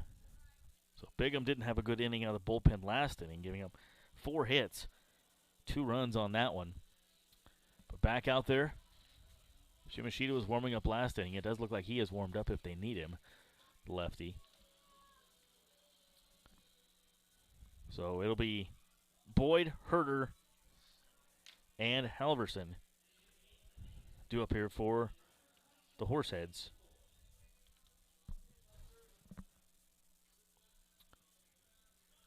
(6-4) Casper. I'll keep you updated on that Fremont-Sioux Falls game. That's the one we're watching tonight. Is Casper will travel to Fremont tomorrow, and Sioux Falls will come here. Fremont has battled back. They only trail 4-2 now in the 7th at Sioux Falls. Here's the pitch from Bigham, and that one missed. Ball one here to Landon Boyd. Boyd the catcher tonight.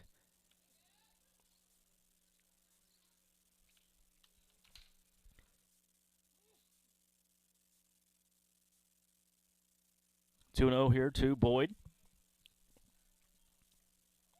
He is 0 for 1 officially. In Parker, Colorado. Strike one, 2-1. Jake Bigham battling back there. Left-handed, couple left-handed batters here. Two up this inning, 8th inning. Casper leads 6-4. That one fouled off to my left and out of play. 2 balls, 2 strikes. Bigham fell behind 2-0. Battled back the last 2 pitches. 2 balls and 2 strikes. Horseheads, 6 runs on 8 hits. No errors. Foul off first base side. Hastings, 4 runs on 13 hits and no errors.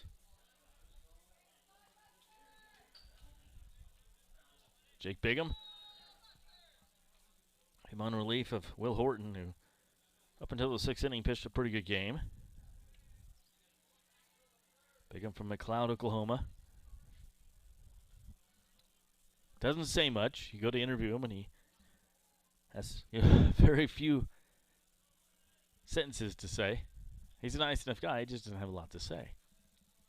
Here is the 3-2 from Bigham coming up. This is an important pitch, and fisted off the mound. That's going to be a tough play. Third base runs over, and Riley throws it away. It hit off the mound. And so both Solis and Riley were going for it. Riley jumps in front of Solis, who probably had a better handle on it, if anybody. It was a tough play because of the way it kicked off the mound. He overthrew it to first, and that'll be an error.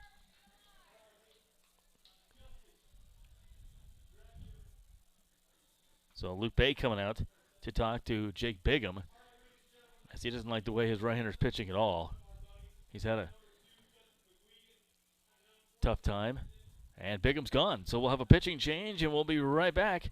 This is Sodbuster Baseball.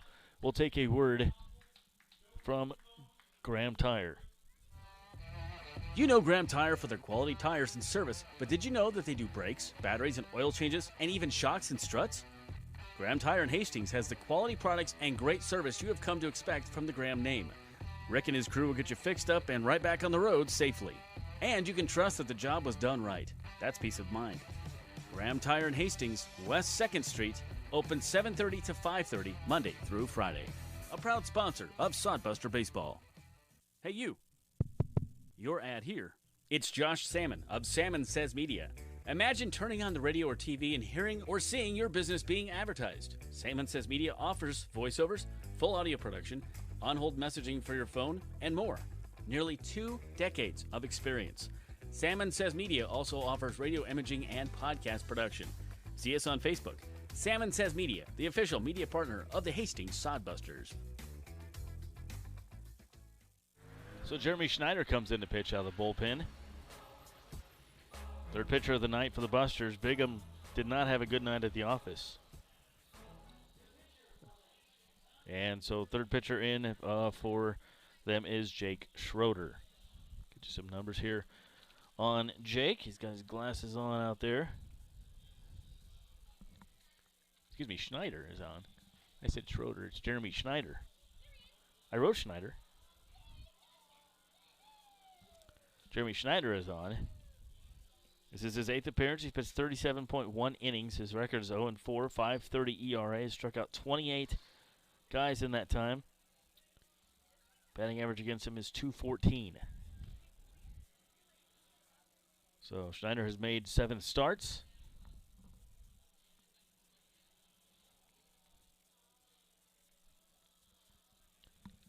And he talks it over with his guys.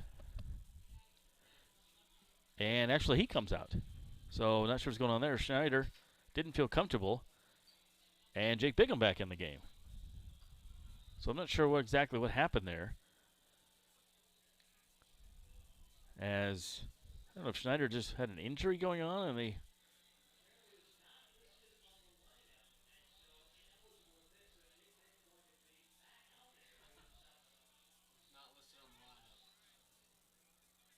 Interesting. Not listed on the lineup card, perhaps. He's on the roster sheet. Wow. I'm pretty sure when Source Valley was here, there was a couple guys that came in for them that weren't on the roster. First time I've ever seen in that one. So he just can't pitch tonight then, apparently, because he's not on the lineup card. So Jake Bigham back out there. Interesting turn of events. Yeah, you never know what you're going to see at the ballpark. One on here for Casper. Jake Bigham back out. That one called strike over the outside corner to Brandon Herder. Herder, right fielder.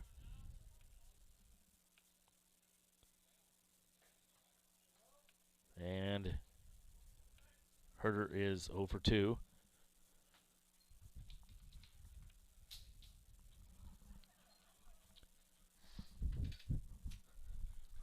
Runner on first is Boyd. That pitch gets away from Cafferty, bounces through his legs, throws his helmet down, and chases the ball.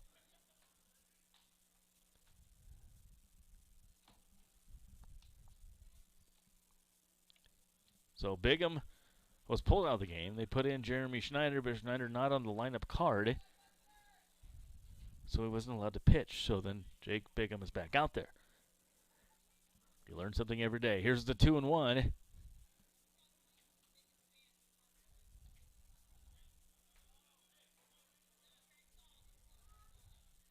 I didn't realize you had to list all the guys who weren't starting on the card.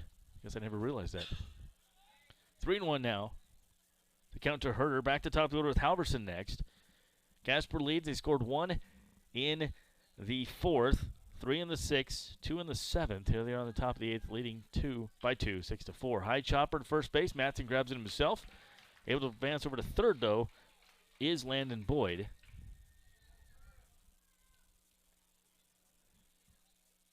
Yeah, it's a ground out to first base.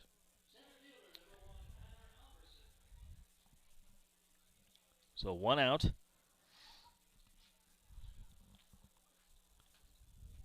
Halverson comes up. Center fielder. Shallow in the outfield are the Busters. Halverson he has not had a hit in this series. 0 for 4 tonight. 1-0 here from Jake Bigham. Infield in at first base is Matson. 2-0. So, be interesting to see if they get Shimashita warming up again. He was warming up. I didn't even see Schneider warming up. They brought him in as Nick Carlson, the backup catcher, runs down. The other catcher, I should say, runs down to the bullpen to warm somebody up.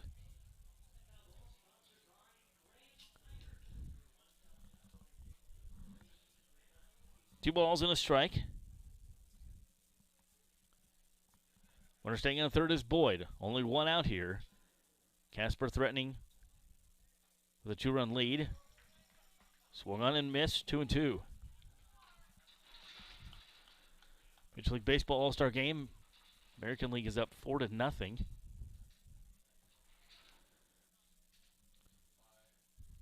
Five to nothing now. Third strike, dropped by the catcher, throw down to first, and they do get him out. And so 2 down. It's crazy it's an all-star game. They give up a couple dingers. I know they're good hitters, but you think some of the best pitchers in the league. Tell I'm a National League guy. Eric Arado comes up. He's got 2 hits on the game. He's also walked. Been on base 3 times. Second baseman, he's lined out his first time up back in the first. That's the only time we've been able to get him. Hastings been able to get him out tonight. So Bigham trying to get out of an inning here. And it looks like Ryan Melvin warming up in the bullpen. We saw Ryan last night, had a good performance. He was hoping to pitch on Thursday at Ryder Park because he is from Grand Island and played a lot of games at Ryder Park. 0-1 here from Jake Bigham.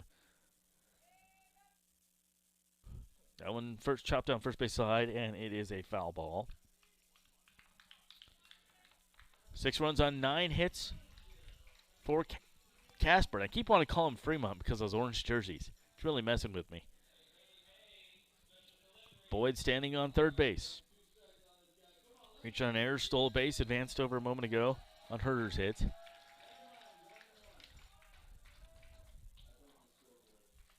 One ball, one strike to Eric Corrado. The pitch from Bigham. Change up that one deep to left. Rocha underneath it and does make the out. Bigham gets out of the inning. And so they leave one on base, nothing doing there. No hits, no runs, one left on.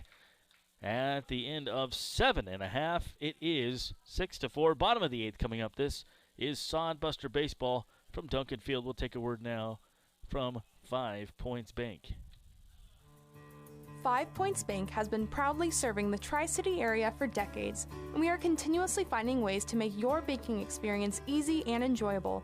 We offer the best of both worlds with kind and welcoming employees in the bank while creating a strong online presence to accommodate your busy lifestyle. Our innovative technology adds layers of security while being easily accessible to all age groups. Stop into the Better Bank to learn more today. Have you heard the latest in Sodbusters news? Hey, this is Josh Salmon, voice of Hastings Sodbusters Baseball, inviting you to check out the Sodcast, the official Sodbusters podcast. Each episode gets you up to date on team info, the latest news, player and coaches interviews, and more. Join Brian Frew and myself for the Sodcast all through the baseball season. The Sodcast is available for listening on Spotify for free. Hastings Sodbusters Baseball Insides Inside Duncan Field with me, Josh Salmon, and co-owner Brian Frew. The Sodcast. Listen today. Welcome back to Duncan Field. Josh Salmon along with you. Steve Stein, Nate Miller to our right. Our tech guy is Brian Frew, and I recorded a new Sodcast last week. It is up and ready for your listening pleasure on Spotify, Anchor FM, Google Podcast, and all your favorite platforms. Just look up Sodcast, the podcast, and it says Josh and Brian. You got the right one.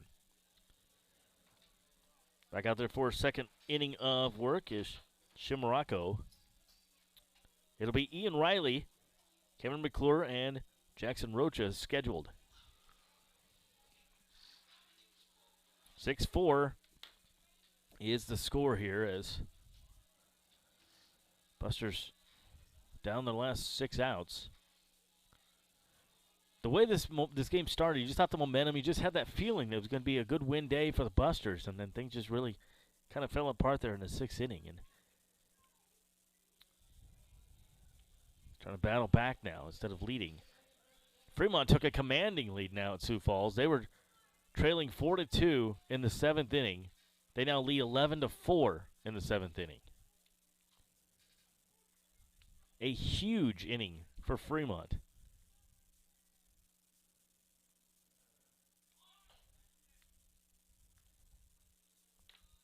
Showing bunt, pulling back is Ian Riley. In that Fremont game, they put up all 11 runs in the 7th inning, Fremont has, at the top of the 7th at Sioux Falls.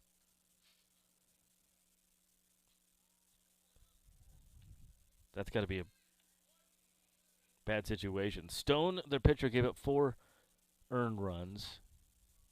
And then Sun came in, gave up 7 runs, only 2 of them earned. Was an error by Sioux Falls as well in that one.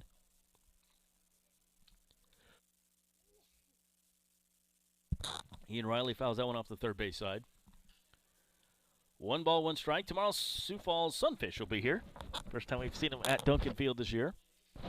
And 6:35 is the first pitch. And then the game will be same 2 teams on Thursday, but at Grand Island's Ryder Park. Here's the 1-2 from Shamrocco. Gets away from his catcher. He goes to 2-2 on Ian Riley. Other scores, Source Valley leading 3-0 at home on top of the 6th. No score, Western Nebraska at Canyon County. Wheat City up 3-1 at Badland Big Sticks in the 6th. And Spearfish Sasquatch leading 4-0 at Mining City in the top of the 3rd. Our score 6-4. Casper. Ian Riley hit that thing a ton to right field, but it's going to stay up there and be catchable ball for the right fielders. He got underneath it. Making the catch out there is Herder. And there's one down. So he just got underneath it, but hit the ton out of it. Just hangs up there. So 2 for 4 is Ian Riley. Cameron McClure comes up. He's got 2 hits.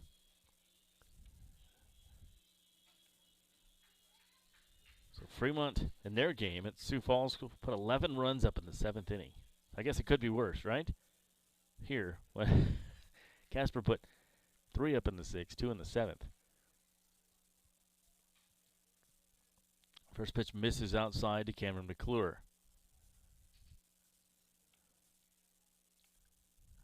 Cameron, 2 of 3 tonight, 278 batting average coming into this at bat. Here is the pitch from Shamrocco that will hit the short. Takes a tough hop on Joy, high throw, and did he beat it out?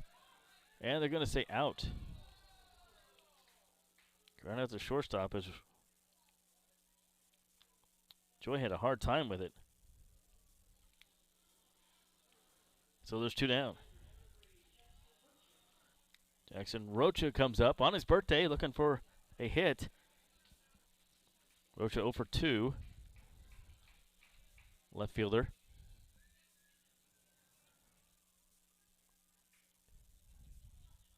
Shamrocco.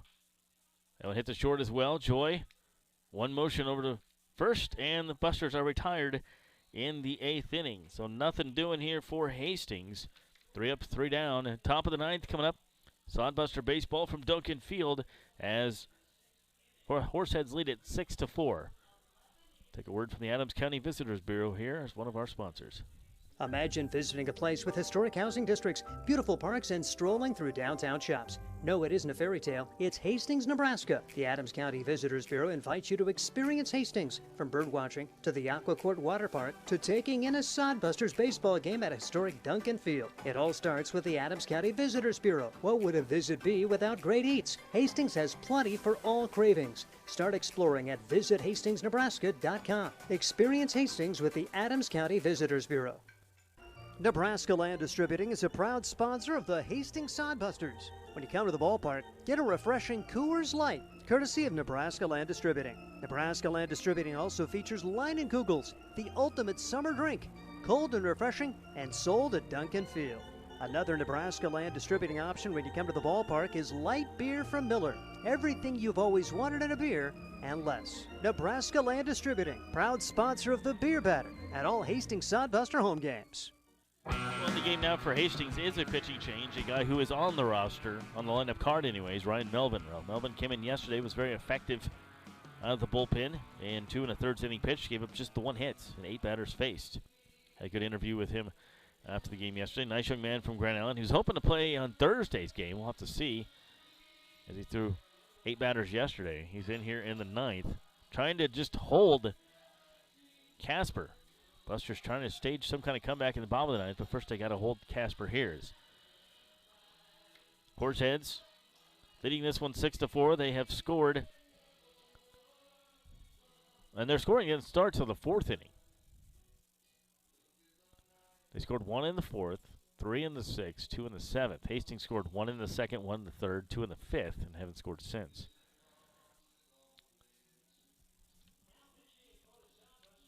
So coming up here for Christian Lopez is up for Casper. It'll be 3-4-5. Lopez, Gerardin, and Joy up here for the Horseheads. Take a look at the Expedition League scoreboard as Fremont put up 11 spot on Sioux Falls in the 7th inning. They lead now bottom of the 7th, 11-4 on that one. Sioux Falls holds Fremont last night to 1 run and loses 1-0. It was 4-0 coming into the 7th inning in that game in Sioux Falls. They gave up 11 runs in 1 inning. Sioux Falls coming here tomorrow. They'll hit the short. Solis scoops it up over to first. 1 down. It's a tough out. He's a good hitter. 3 for 5 is Christian Lopez. J.J. Girardin. Girardin has 3 singles and a strikeout today. He struck out back in the second. He's the beer batter here, so people were happy with him, and then from there on, he's gotten singles every time. So Ryan Melvin in the game here. Redshirt freshman, Oklahoma Christian University. From Grand Island, Nebraska, went to Northwest High School. No balls and 1 strike. He was Viking Northwest. The 0-1 swung on and missed there. Big swooping curveball. Strike 2. No, they say okay 2. Thought the umpire was waving it off there for a minute. 4-1 the Major League All-Star game with the American League up in the 6th inning. The 0-2 coming up from Melvin, and inside, and that's a little too far inside. Not even moving is Girardin.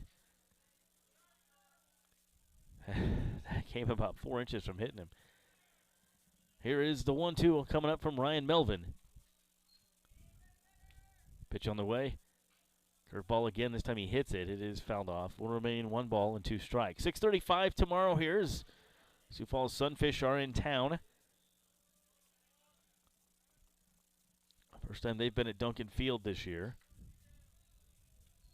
And then the game will shift over to Thursday's game, the second game of the 2-game series. Shift over to Grand Island. The man from Grand Island, Ryan Melvin, makes the play himself. High throw to first, but brought in by Matson. And a tough outs, and they got it.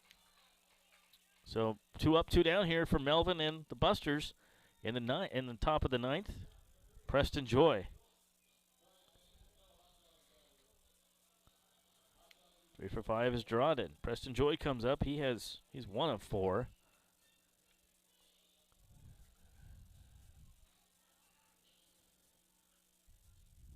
First meeting between the Sioux Falls Sunfish and the Hastings Sodbusters is tomorrow. 2 tomorrow, and then they'll meet up again on July 30th, 31st, and August 1st to wrap up the regular season at home. So I'll take that back. Sioux Falls will be here. It's their first time here, and they'll be here again 3 games in late July, beginning of August to wrap up the regular home season. Busters will go on the road after that to wrap up the regular season.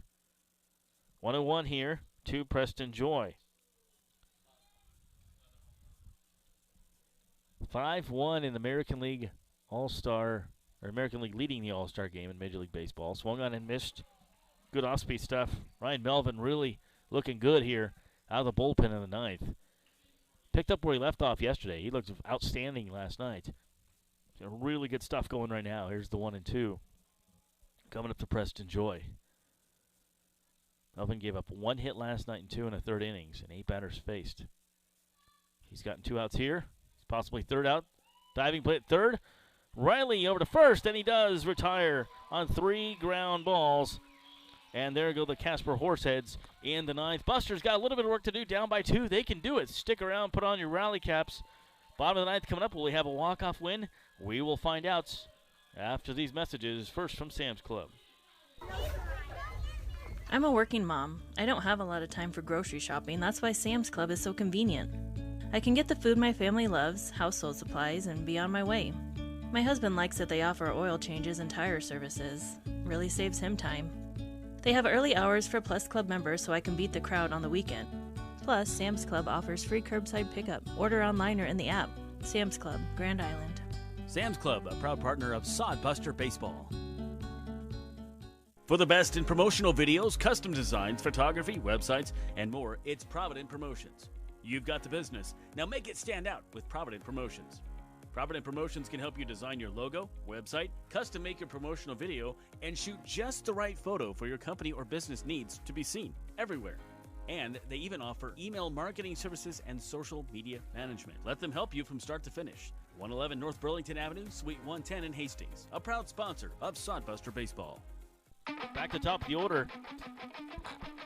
Here for the Sodbusters, bottom of the 9th, down their last 3 outs. Would like to take one at least from Casper. in this series, since Casper won yesterday 7-1. Busters were leading this one for a while, and Casper battled back, and they now lead 6-4. And it is bottom of the ninth here. It'll be Logan Johnstone, Cole Dawson, and Trevor Matson due up. I'm putting on my rally cap as we speak. I haven't done the rally cap in a while this season. My rally cap is on. 4 hits in the game for this young man right here, Logan Johnstone. What a great game he's having. They have him down for 3 hits. I have him for 4.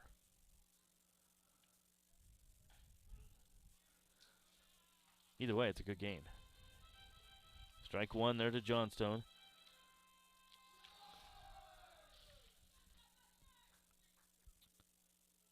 Him for 3 hits.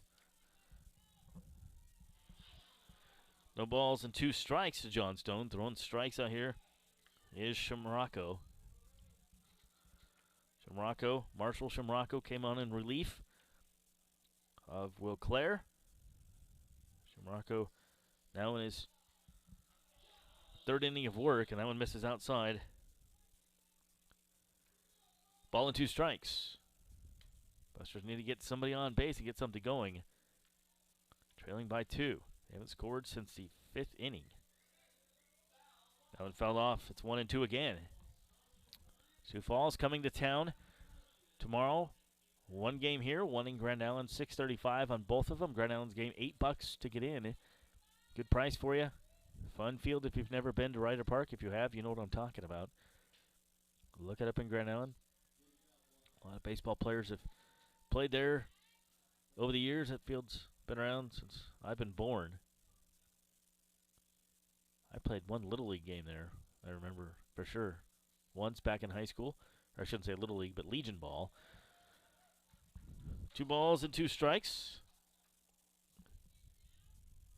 After falling behind 0-2, Logan Johnstone battling back. 3 hits on the night for him. Busters with 13 hits, but only 4 runs to show for. Here is the 2-2. And smacking it, just staying alive on the third base side is Johnstone. And I think he's going to need a new piece of lumber. He is. Grabbing a new stick. And they bring him out 2 bats, and he wants a different one. He says, give me that one. He wants the one with a little bit of red on it. Light barrel with the red handle. So Fremont was trailing. They're now leading in their game. 7-4 last I checked. Well, Sioux Falls has battled back. It's 11-7 now. And Casper will take on Fremont in Fremont the next 2 nights. Sioux Falls coming here. The 2-2 once again. And fouling it off again is Logan Johnstone.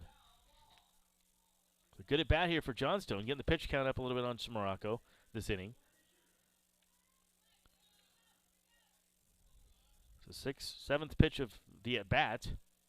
It's the 34th pitch for Shamrocco. That one fell off again, third base side. 3 in a row. He's a little late on the fastball is what's going on there. Tends to be if a left-hander fouls it off on the third base side, he's a little late. If he fouls it off on the first base side, he's a little early. Shamrocco wants a new sign from Boyd. Boyd down to 1 knee. The catcher. Here is the pitch. And that one well inside. Did it hit him? No, it missed him. Bounced off the glove. I thought maybe the way it ricocheted, it hit off a kneecap or something. I'm glad it didn't. 3-2 here to Logan Johnstone. Chance to keep the heroics going. He's been red hot tonight. Big gap up the middle. Huge gap. Here's the 3-2, and smacks that one into left field. He's got all kinds of room in center field, and he just smacks it into left.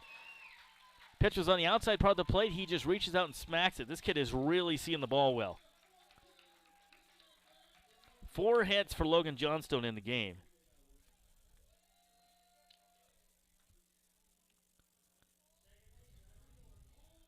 Cole Dawson comes up now. I like our chances here. I like the chances of Hastings. 2 for 4 is Dawson with a run scored. Johnstone being held on at first by Schmidt. 6-4 Casper. Bottom 9 Busters threatening. Dawson represents a tying run at the plate. That one way outside, but a nice catch by Boyd. Nobody warming up right now in the bullpen for Casper. However, there are some bodies moving around.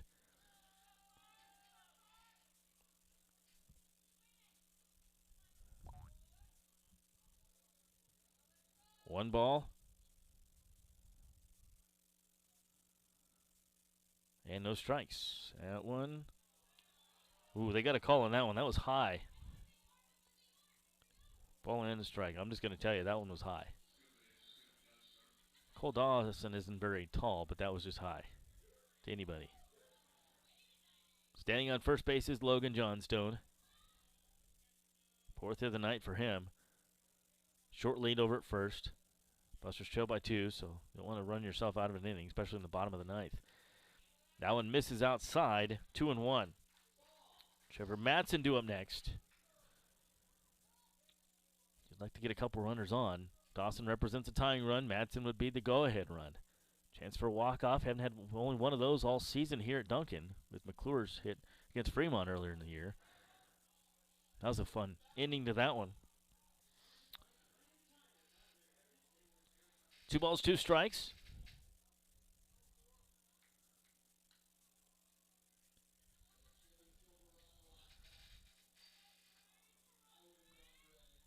Rocco came in relief of Will Clare. Will Horton was the starting pitcher. He is not the pitcher of record anymore for Hastings. They've had 2 since in, Bigham and Melvin. Bigham would be one of record. That one hit to center field. It's falling shallow quickly, and did he make the catch out in right? Wow.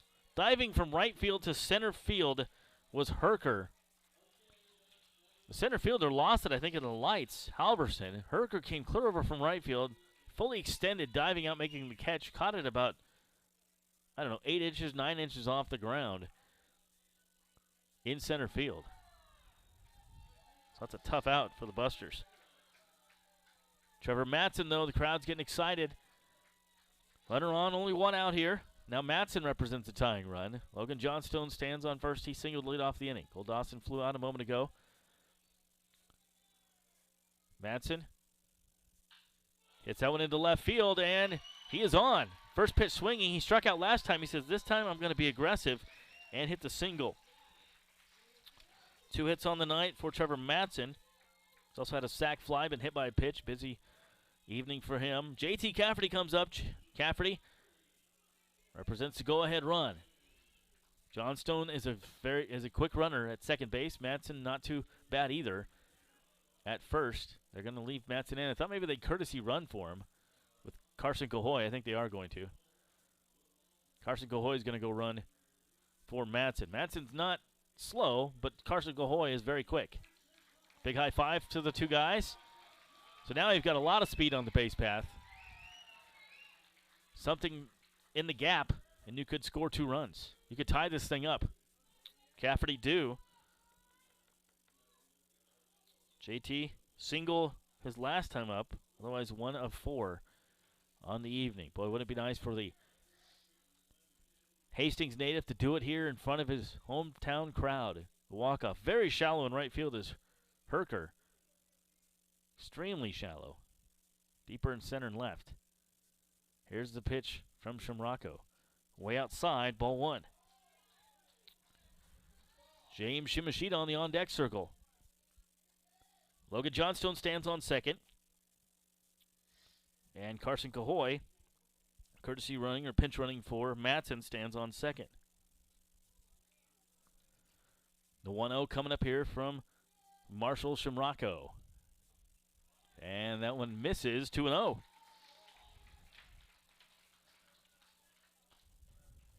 If you don't have your rally cap on, put it on. I got mine on. That's on backwards. Fremont still leading 11-7 at Sioux Falls in the top of the 8th. The 2-0 coming up here from Shamrocco. 2 on for the Busters. And Cafferty 3-0 now. Nobody warming in the bullpen from what I can tell for Casper. So it's Shamrocco's game here. Shamrocco in his 3rd inning of work. has one out. The 3-0 coming up. Cafferty takes it upstairs. It's ball 4. Good at bat there for JT. Didn't swing at anything bad. And the first walk given up by Shimrako. Boom Shikarako. James Shimashita comes up. And manager Stover coming out. Talk something over with the umpire about a lineup change or something.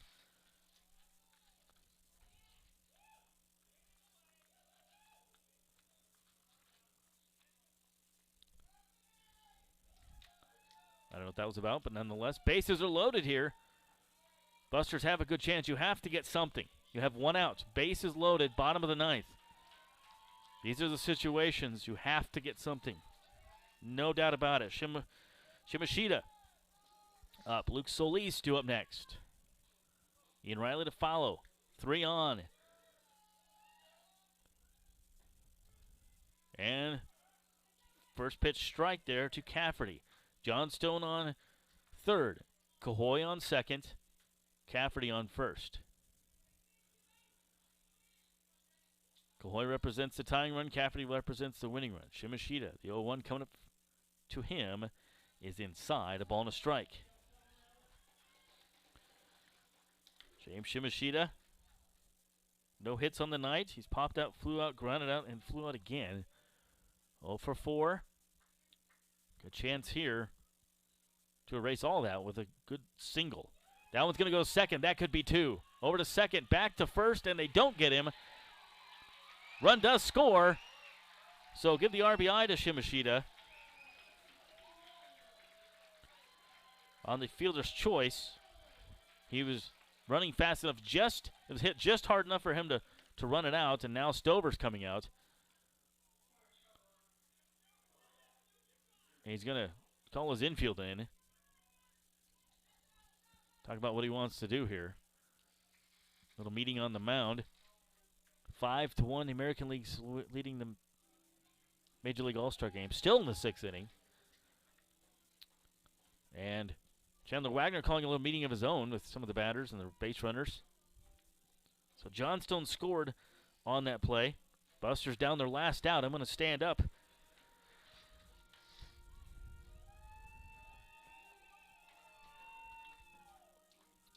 One run difference here. Casper Horse Heads lead 6-5. Tying run stands on third base. That's Carson Cahoy, who came in to run for Matson. There is 2 outs. Luke Solis, chance to be a hero. 1 of 3 is Solis. Let's have a run score. 1 of 4, excuse me, is Solis.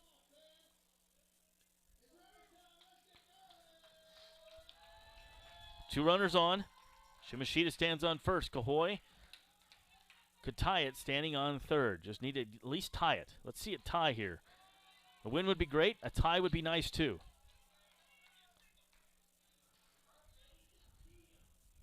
We haven't gone into extra innings in a while here at Duncan Field. The 0-1 to Solis is coming up from Shimrako. Busters 1 on here. 1 run in, I should say. That one fouled off first base side and out of play. It's quickly 0-2. Ian Riley stands on the on-deck circle. Carson Cahoy on third. James Shimashita on first. 6-5. Casper leading bottom 9. Busters threatening. Tying run aboard on third. Leading run, or winning run, I should say, standing on first. Here's the 0-2. Just poke it to the outfield. Now popped up first base side, slicing out of play. 3 guys give it chase. It goes over by the kids' play area and actually bounce out of the stadium. So no balls and 2 strikes. Do whatever you need to do to get your rally going for the Busters. They do have 1 run in, however, down to last 2 outs. Or last out, excuse me. They do have 2 outs this inning. The 0-2 here to Luke Solis. He's been good on defense tonight. Time for him to get the walk-off hit, or that one hit a mile high to left. Beckley out there and does make the catch, and the Busters lose it 6-5. And a valiant effort. So 6 runs on 9 hits, no errors for Casper. 5 runs, 15 hits, and no errors for Hastings. And Casper takes the 2-game series, sweeping it 7-1 yesterday, 6-5 today. We'll take a quick break and come back. This is Sodbuster Baseball from Duncan Field. Nebraska Land Distributing is a proud sponsor of the Hastings Sodbusters. When you come to the ballpark, get a refreshing Coors Light, courtesy of Nebraska Land Distributing. Nebraska Land Distributing also features Line and Kugels, the ultimate summer drink, cold and refreshing, and sold at Duncan Field. Another Nebraska Land Distributing option when you come to the ballpark is light beer from Miller. Everything you've always wanted in a beer and less. Nebraska Land Distributing, proud sponsor of the Beer Batter at all Hastings Sodbuster home games. Well, Buster's had a chance, and boy, that pitch to Shimashita to get him to ground out in the fielder's choice with a big one. It almost turned into a double play, but that eliminated putting the winning run on second base and also gave it out. So coaches shaking some hands out on the field there as players are too, giving some hugs. So we'll see Casper back again this weekend, but Sioux Falls coming to town tomorrow, 6:35 first pitch, and 6:35 first pitch from Ryder Field with Sioux Falls and Hastings Thursday night in Grand Island. Join us there as well. Josh Salmon along with you. So look at the pitching, and Bigham will take the loss tonight. That's something I say on a normal basis, but Jake was a tough night at the office for him. So look at the game live. Will Horton started the game, went 6 innings, gave up 4 runs, all earned, 3 walks, and 3 strikeouts. Jake Bigham came in, it was 1 inning and 2/3, 5 hits, 2 runs, ended up being the difference in the game. And Steve Stein joins me here for the post game, and Ryan Melvin came in, did a great job out of the bullpen to just hold him in the 9th. Busters had a chance, and they just got the ground ball there from Shimashita, and fielder's choice, and then got the fly out to Solis. So Busters battled back, but couldn't quite get this one. It would have been nice to have a win, Steve, to come in facing the very tough Sioux Falls Sunfish. Just a really fun game. I mean, if this is one you like to win, but really entertaining game to watch. I mean, and Sodbusters had all kinds of chances early. I mean, it's hard to go through the first 6 innings and have only 4 runs when you have 12 hits. But a couple of huge double plays. The Sodbusters lose a player on the bases. And I give Will Clare a lot of credit. He was beat around pretty good. 4 runs, 11 hits. But he's the guy that ends up, keeping his team in it. If you would have told me Clare or Horton who's going to pick up the win, now they actually gave the win to Smiracco, but officially it should have been Clare because Clare ended up working through they took the lead with him still a part of the ball game. But Smiracco really 3 solid innings to keep this Hastings team at bay. Sodbusters really good hitting after yesterday when they really struggled, but just not enough as they come up just 1 hit short. Think of a lot of different innings. They could have got that 1 run or the 2 runs to win the game. I know you think about the 9th when you had the chance to win it, but the difference in the game earlier in the contest.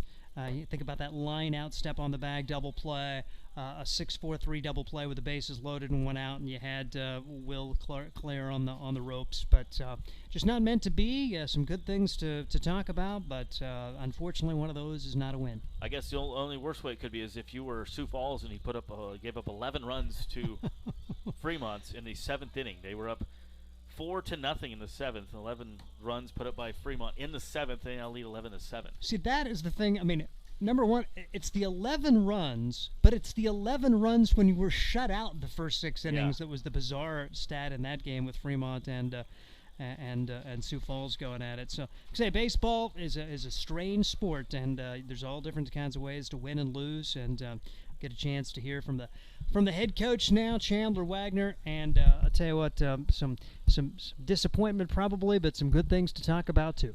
Yeah, Chandler, guys had 13 hits, only able to put together 5 runs. Didn't give up there at the end. Tried to battle back and talk about the pitchers tonight. Maybe just went a little too long or with Horton. Yeah, we're just hurting in the bullpen right now. I think like everybody else in the league. So I think even to stay in that game, we needed him to go 6 or 7. We don't even know who we're starting tomorrow. So for him to go out there and do what he did. I think he did a good job for us. So yeah, he had 5 pitchers yesterday, so you're hoping to get a good outing from him. Ryan Melvin, a good night tonight as well. Jake Bigham, not a great night at the office, but the guys had a bunch of hits, had some opportunities, but and overall Casper just came out and played a little bit better. Yeah, I mean, we just didn't get the big hit again. We jumped out early, and I don't know, double plays and fielder's choices hurt us all day. So every time we had a big shot at a big inning, it was fielder's choice and only get one out of it. And yeah, I don't know. We had bases loaded a couple different times where we only got 1 or 2 runs, and I think we could have easily got that starting guy out of the game early. Yeah, there was back in, I think it was the second inning where Cole Dawson was caught stealing on third. It kind of took you out of the inning there a little bit. I mean, you had a guy still left on, but that hurt with your lead runner being out. Yeah, and I'm not that worried about that. I love our guys being aggressive, and he read down angle and tried to take it and didn't work out, but I'm okay with that situation, with especially with 1 out. But yeah, I'm not too worried about that base running play. You'll see these guys again coming up this weekend, but Sioux Falls coming to town. They've been playing some really good baseball. One here, one in Grand Island Thursday. What are you telling you guys get ready for a very hot Sioux Falls team? I mean, I'll just hopefully get our bullpen back and ready to go, and I think if we do that, we'll be fine. All right, maybe a highlight tonight. Logan Johnstone, great game for him. He outstanding base running, had 4 hits down for him. Very good night. Yeah, he did.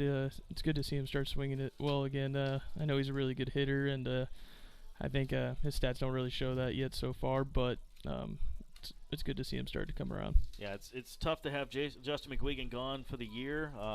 Guy was loved by the crowd, by the team. Just talk about the impact he left with these guys. Yeah, Justin was great. He was one of those guys for us that he was going to go out there and work hard every day. One of the first guys to the field, one of the first guys to get anything set up. I don't know, he was probably one of the most important pieces to our team when it came to just going out there and playing hard and doing everything right. His baseball IQ is through the roof, which obviously is important behind the plate, and yeah, he'll be missed. Yeah, ankle injury to him. JT stepping up, going back behind the plate. It's been a little while since he's caught, but I think he did a good job back there. It's routine to him. Yeah, he'll be fine back there, and between him and Carlson, we'll piece it together, and I think we'll be all right. All right, Sioux Falls coming to town. That's manager Chandler Wagner. Thanks, Chandler, as always, for your time. Thank you. Wrapping up our broadcast here as Steve Stein will turn to you one final thought here. 6-5 as Casper Horse Heads have 6 runs on 9 hits, no errors. Hastings 5 runs, 15 hits, and no errors. I guess you could say a cleanly fielded game. There was some exciting plays on both sides of the diamond defensively, but in the end, Casper pulls off the 2-game sweep.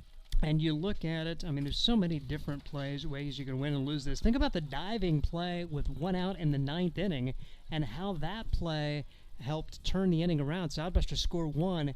If they don't make a diving play in right field, Sodbusters may win it here in regulation, but it just didn't happen. So many little things just didn't quite go the Sodbusters' way, and now you try to put that behind you. And it was interesting to hear Chandler Wagner talk about the fact that, Will Horton, give him credit, he battled his way through 6 innings because they needed him to. Sure. And then you had the bizarre thing with Jake Bigham being taken out of the game, but then he had to stay in because his replacement wasn't on the lineup card today. And Bigham, a lot of times, okay, you probably check out, okay, I'm going to be taken out of the game. Mentally, you're done, He gets 3 outs. He comes in and gets those extra 3 outs, even though he was bummed because he just gave up the 2 runs the previous inning to end up taking the loss. But a pretty courageous effort for Bigham to come back out onto the hill after he was taken out of the game. Right. Give him all the credit in the world. And then Ryan Melvin, 2 great relief outings back-to-back. So some good things to build on. And like I said, summer baseball, the great thing about summer baseball, you're going to be playing again tomorrow. Yeah, Logan Johnstone just had a terrific game. I just couldn't get over his performance tonight. Cole Dawson had a couple hits. You had Solis with a couple. Ian Riley, of course, Matson had a couple good hits as well to keep him in the game, and Cameron McClure with 2 hits. So, lots of positives there. And boy, just losing this one 6-5, it could have been worse. But battling back, and the guys didn't give up. So you got to try to keep their heads up and stay focused and come into a very tough Sioux Falls team coming to town here tomorrow. 6:35 first pitch. We'll start our pregame about 6 o'clock. For Nate Miller to my right, Scott Galusha, Steve Stein. This is Josh Salmon signing off from Duncan.